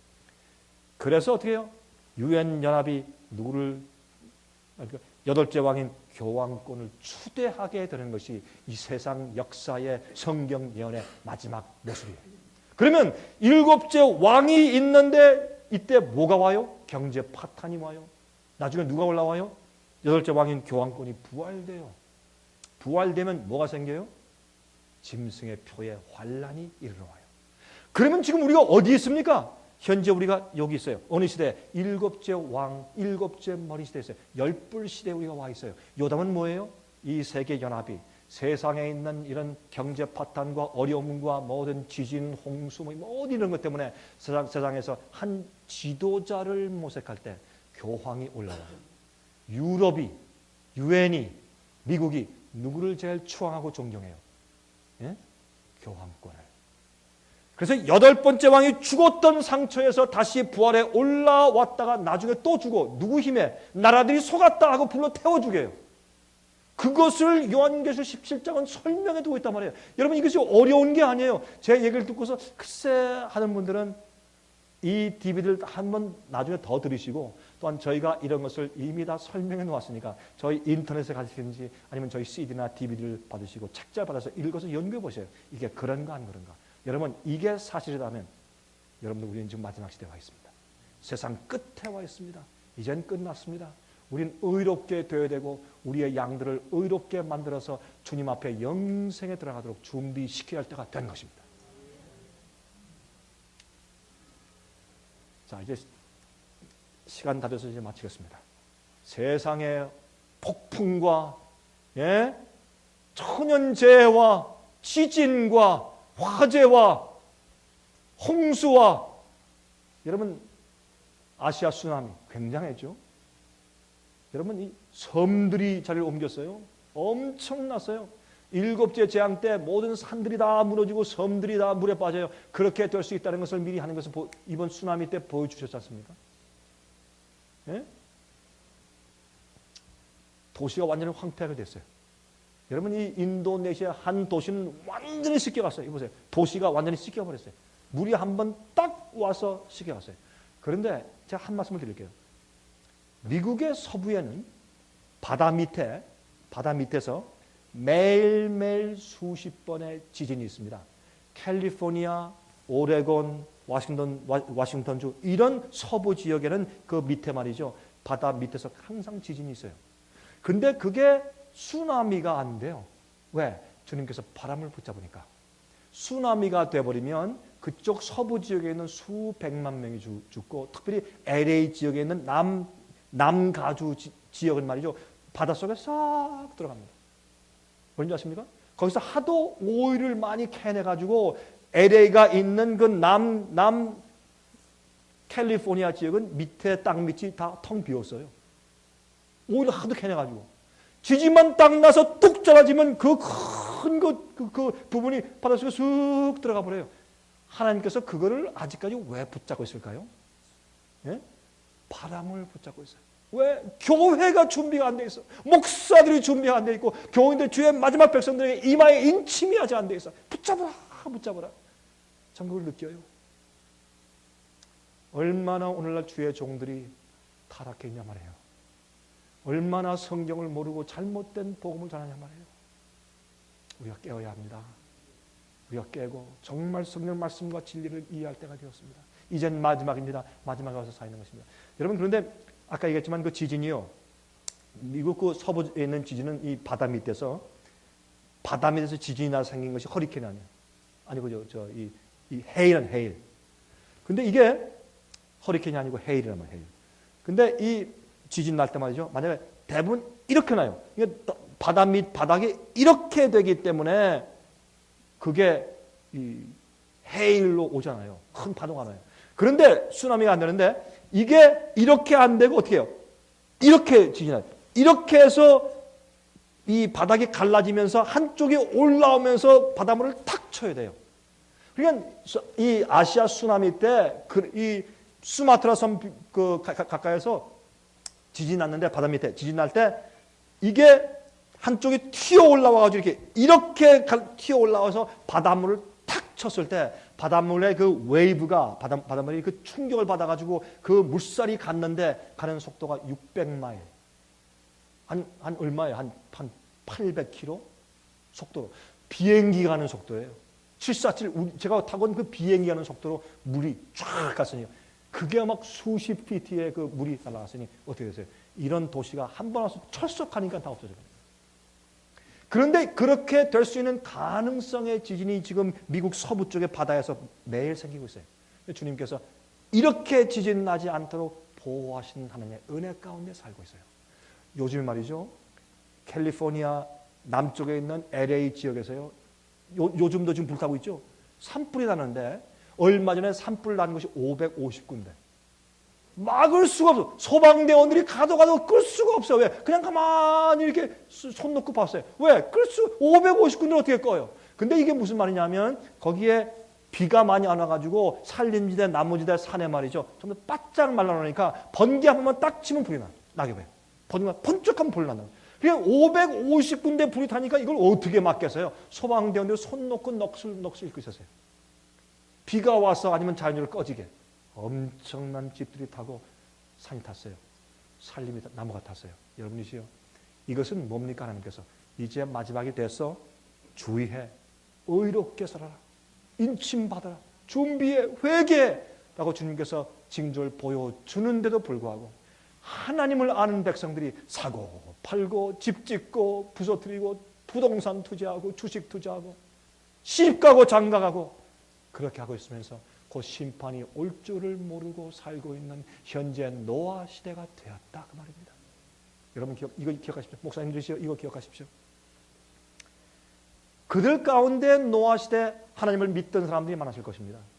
또 노아가 하도 외치니까 120년. 저는요 120년 외친다. 야 이거 보통 힘든 거 아니에요. 몇 년만 외쳐도 사람 참 이단이라고 소리쳐서 힘든데 120년 외쳤으니 얼마나 힘들었겠어요. 우리 노아 할아버지가. 그걸 외치는데 제일 처음 어떻게 했어요? 하나님께서 그들 가운데서 노아의 말을 듣고 저 말이 옳을 것이다 맞을 것이다 두려운 마음을 가지고 지켜보는 사람도 있었어요. 근데 어떻게 해요? 막상 순종을 안 했어요. 예? 그들이 자기 집 팔고 방주를 짓는데 도왔어야 돼요. 악을 버리고 죄와 세상을 포기하고 주님의 심판이 오는 것을 준비하기 위해서 못질하며 노아 할아버지를 도와서 방주를 지었어야 해요. 그들이 믿었어요. 하나님을 믿었어요. 심판이 오고 홍수가 온다는 것을 그들이 믿었을지 몰라요. 많은 사람이 그러나 기다렸어요. 언제까지? 마지막 증거가 볼 때까지 기다리고 또 조금만 기다리자. 들어갈까? 아니야 기다려. 자꾸 기다리다가 다 망했어요. 그렇죠? 물어보십시다. 그 당시에 하나님을 믿는 믿음을 가지고 있었을지라도 그들이 방주에 들어가지 않았으면 멸망입니다. 맞습니까? 맞습니까? 율법주의네 그러면? 아니 하나님을 믿으면 그저 의로 덮어서 구원해 주셔야 할 텐데 주님께서 하라고 명령하신 그 지시대로 방주를 딱 치고 거기 안 들어가면 멸망이네. 우리의 믿음은 어떻게 하냐 말이에요. 주께서 말씀하신 대로 순종해 사는 것으로 믿음이 드러나는 것이에요. 아브라함은 하나님께서 내 독자 이삭을 데려가서 번제로 드려. 알겠습니다. 마음이 아프지만 뜻을 이해 못해도 아들을 데리고 모래산에 올라가서 칼을 들었단 말이에요. 하나님께서 아브라함아 알았다. 됐다. 내가 널 테스트한 거야. 하나님 아버지께서 아들을 십자가에 보내시는 아버지의 고뇌와 고통을 아브라함이 알길 원했어요. 독자 이삭을 죽이는 아버지의 고통을 통해서 그때 아브라함은 계시 가운데서 하나님 아버지께서 아들 예수를 포기하신 고통을 이해해서 하나님의 친구가 된 거예요. 아브라함이. 여러분 그때의 아브라함은 어떻게 해요? 순종함으로 자기의 의와 믿음을 드러냈어요. 그의 순종으로 구원받았단 말입니까? 아닙니다. 그가 하나님께 굴복하고 주님을 신뢰하고 사랑하기 때문에 무슨 말씀이든지 따라 한다는 그의 행동과 생애로 그 마음속에 있는 믿음이 다 보여진 것입니다. 언제 성경에 율법을 지키면 구원 얻는다고 말합니까? 아닙니다. 행동으로 행실로 구원할 수 없다고 말했습니다. 그러나 중요하십시오. 행실이 없는 믿음은 가짜 믿음입니다. 행위로 구원받는 게 아닙니다. 믿음으로 구원받습니다. 그러나 행위가 없는 믿음은 가짜 믿음입니다. 그게 성경의 아이러니예요. 그때 뭐라 그랬어요? 아브라함아. 됐어. 내가 기쁘다. 내가 너 인정한다. 그 다음에 무슨 말씀했어요? 아브라함아, 이제 내가 드디어 여호와를 경외하는 두려워하는 것을 내가 알았다. 여러분 요한계시록 13장의 짐승의 표의 환난 이후에 14장을 뭐라고 해요? 하나님을 두려워하고 그에게 영광을 돌리라. 하나님을 경외하라. 뭘 경외하는 거예요? 하나님께서 여러분에게 말씀으로 이렇게 저렇게 할 때 그게 주님의 진리고 말씀이면 무조건 따라하세요. 왜? 주님을 신뢰하고 살아가니까. 우리 순종은 사랑의 발로예요. 제가 우리 집사람 말이죠. 고생 많이 시켰습니다. 고생했어요. 얼굴도 다 망가지고 참 고생 많이 시켰어요. 제가 저 미국에 들어가가지고 어떻게 하세요? 이리 이사하고 저리 이사하고 그 다음에 또 제가 말해 하루아침에 인기 있던 목사가 그냥 추락해가지고 욕만 잔뜩 먹고 말이죠. 뭐 이단 소리 듣고 이렇게 가니까 이거 우리 사람 죽을 노. 이거 참 부인들은 죽을 노릇 아니에요? 이사 다니면서 어떤 때 이사 갈 때 말이죠. 이사 가고 나니까 300불밖에 없어 남은 게. 이사 가서 우리 집에 갔는데 300불 없이 살 수 있어요 이게. 그런 식으로 여러 번 할 때 고생을 했는데 그래도 꾸역꾸역 따라다니네. 왜? 남편을 존경하고 사랑하고 남편이 하는 일이 진리인 걸 알고 믿기 때문에. 왜 우리가 주님께 희생하고 주의 말씀대로 순종하고 따라가냐 말이에요. 하나님이 옳으니까. 하나님은 진리니까 주께서 하라는 건 내가 해야 되는 거니까 그것이 하나님의 아들이고 딸이고 그것이 주님께 대한 내 헌신과 사랑입니까? 나를 위해 십자가에서 생명을 바친 주님께 대한 나의 태도와 믿음은 그것이니까. 언제 여러분에게 행위로 구원받는다고 했어요? 아니에요. 그러나 구원받은 참된 믿음을 가지고 있는 자는 주님의 말씀에 순종하는 행위가 있어야 돼요. 그래야 그게 믿음 있는 것이에요. 이렇게 가르치세요. 변화시키고 회개시키세요. 그래야 교인들, 양들이 의인들이 되죠. 이게 여러분과 저의 우리의 의무가 아닙니까? 이걸 안 하니까 영혼들이 예수 믿습니다 하면서 다 멸망당하죠. 앞으로 이런 모든 일들이, 이런 모든 어려운 이런 일들, 주식시장까지 경제파단까지 모든 이런 위험한 일들이 어떻게 해요? 우리에게 마지막 독재 체제로 몰고 가는 것을 알게 됩니다. 요한계시록 22장 20절에 말씀하기를 이것들을 증거하신 이가 무엇을? 요한계시록의 예언을 주신 하나님께서 말씀하기를 가라사대 내가 진실로 속히 오리라 하시거늘 아멘 주 예수여 오시옵소서. 아멘 주 예수 오시옵소서. 여러분들은 예수께서 앞으로 5년 10년 20년 동안 좀 오시지 않고 연기되었으면 좋겠습니까? 그러면 여러분들은 그리스도인이 아닙니다. 주님 사랑하는 사람들이 아닙니다. 주여 어서 오시옵소서 하는 사람들이, 그 사람들이 참된 마지막 남은 물입니다. 여러분들이 교회에서 그런 심정으로 주님 속히 오십시오. 난 세상에 살기 싫습니다. 라는 심정을 가지고 진리를 말하고 영혼을 사랑해서 뜨거운 말을 전해주는 그 목자가 참 목자요. 그 목자들 심정과 태도 때문에 여러분 교회 양들이 예수님의 재림을 고대하는 사람들이 될 것입니다. 오 주여 어서 오시옵소서. 전 매일 그렇게 기도해요. 주 예수여 어서 오시옵소서. 오늘 오시겠습니까? 다음 주 오시겠습니까? 언제 오시겠습니까? 이게 믿음입니다. 마지막 백성들의 믿음입니다. 여러분 저는 제가 좋아하는 그림 가운데서 이 그림이 있는데 예수님의 재림에 대해서 어떤 화가가 참 멋있게 그렸어요. 저기 은하수를 통해서 말이죠. 천천만만 천사를 대동하고 예수님께서 오세요.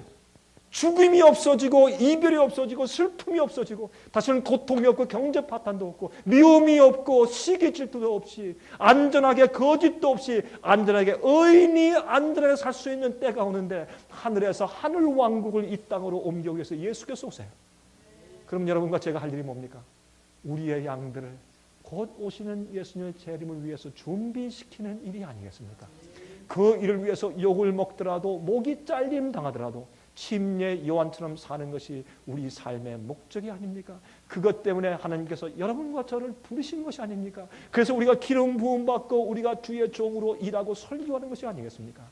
여러분들이 혹시 제가 이번에 강의하면서 여러분들의 마음을 잘못 건드려서 속상해했으면 용서하십시오. 제가 너무 강한 표현을 했으면 용서하십시오. 그러나 제 마음은 여러분들이 참된 주의 종이 되고 성령이 충만해서 영혼들을 예수님의 재림 다시 오심을 위해서 준비시키는 목자가 되기 위해서 소리치는 것입니다. 하나님의 은혜와 성령의 인도하심이 여러분 가정과 여러분 목회 위에 충만하시기를 제가 간절하게 기도합니다. 기도하십시다. 자비하신 하늘에 계신 우리 아버지시여, 우리 같은 자들을 하나님의 종 양들을 맡은 목자로 불러주셨음을 감사하고 감사합니다. 주님, 우리는 부족하고 연약합니다. 어떤 때는 우둔하여서 아버지의 뜻을 똑바로 이해하지 못할 때도 있습니다. 하나님, 이번 기회에 주의 말씀을 펴고 주의 말씀의 지혜로 깨닫도록 하셨으니 감사합니다. 우리가 이렇게 깨닫고 안 진리를 남들에게 전하고 우리 양들에게 전해서 주님의 곧 오시는 재림과 곧 멸망하는 세상의 운명에 설 수 있도록 그 양들을 준비시키게 저희를 도와주시옵소서. 아버지, 우리는 힘이 없고 능력이 없어서 할 수 없사오나 창조해 주신 주님께서는 할 수 있사오니 사람은 할 수 없으되 하나님은 할 수 있는 것을 우리가 믿사오니 저희에게 하늘의 권세와 능력을 주시고 성령을 배로 주셨사 주님의 참된 말씀을 전하는 종들로 삼아 주시옵소서. 먼저 우리 과거의 실수와 우리의 게으름을 용서하시고 이제는 참으로 주의 말씀을 신뢰하고 주님의 영광과 주님의 인정하심을 바라는 자들로 삼아 주시옵소서. 우리가 다시 만날 때까지 같은 성령 안에서 교통하며 같은 말씀을 해서 즐거워하고 진리를 사모하며 하나님께 인정받는 자들 되게 저희를 이끌어 주시기를 살아계신 예수 그리스도의 거룩하신 이름만 의지하여서 간절하게 기도드리옵나이다. 아멘.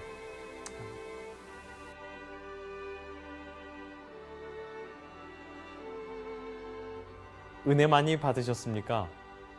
생애의 빛은 각종 미디어, 즉 출판물, 텔레비전, DVD, CD, 그리고 웹사이트를 통하여 복음을 전하는 미디어 선교기관입니다. 생애의 빛 선교 사업에 대해서 좀 더 자세하게 알기를 원하시는 분들은 웹사이트 www.sostv.net을 방문하시기 바랍니다. 생애의 빛 웹사이트에는 지금까지 나온 모든 월간지와 DVD, 텔레비전 방송물들을 누구나 무료로 보실 수 있도록 준비되어 있습니다.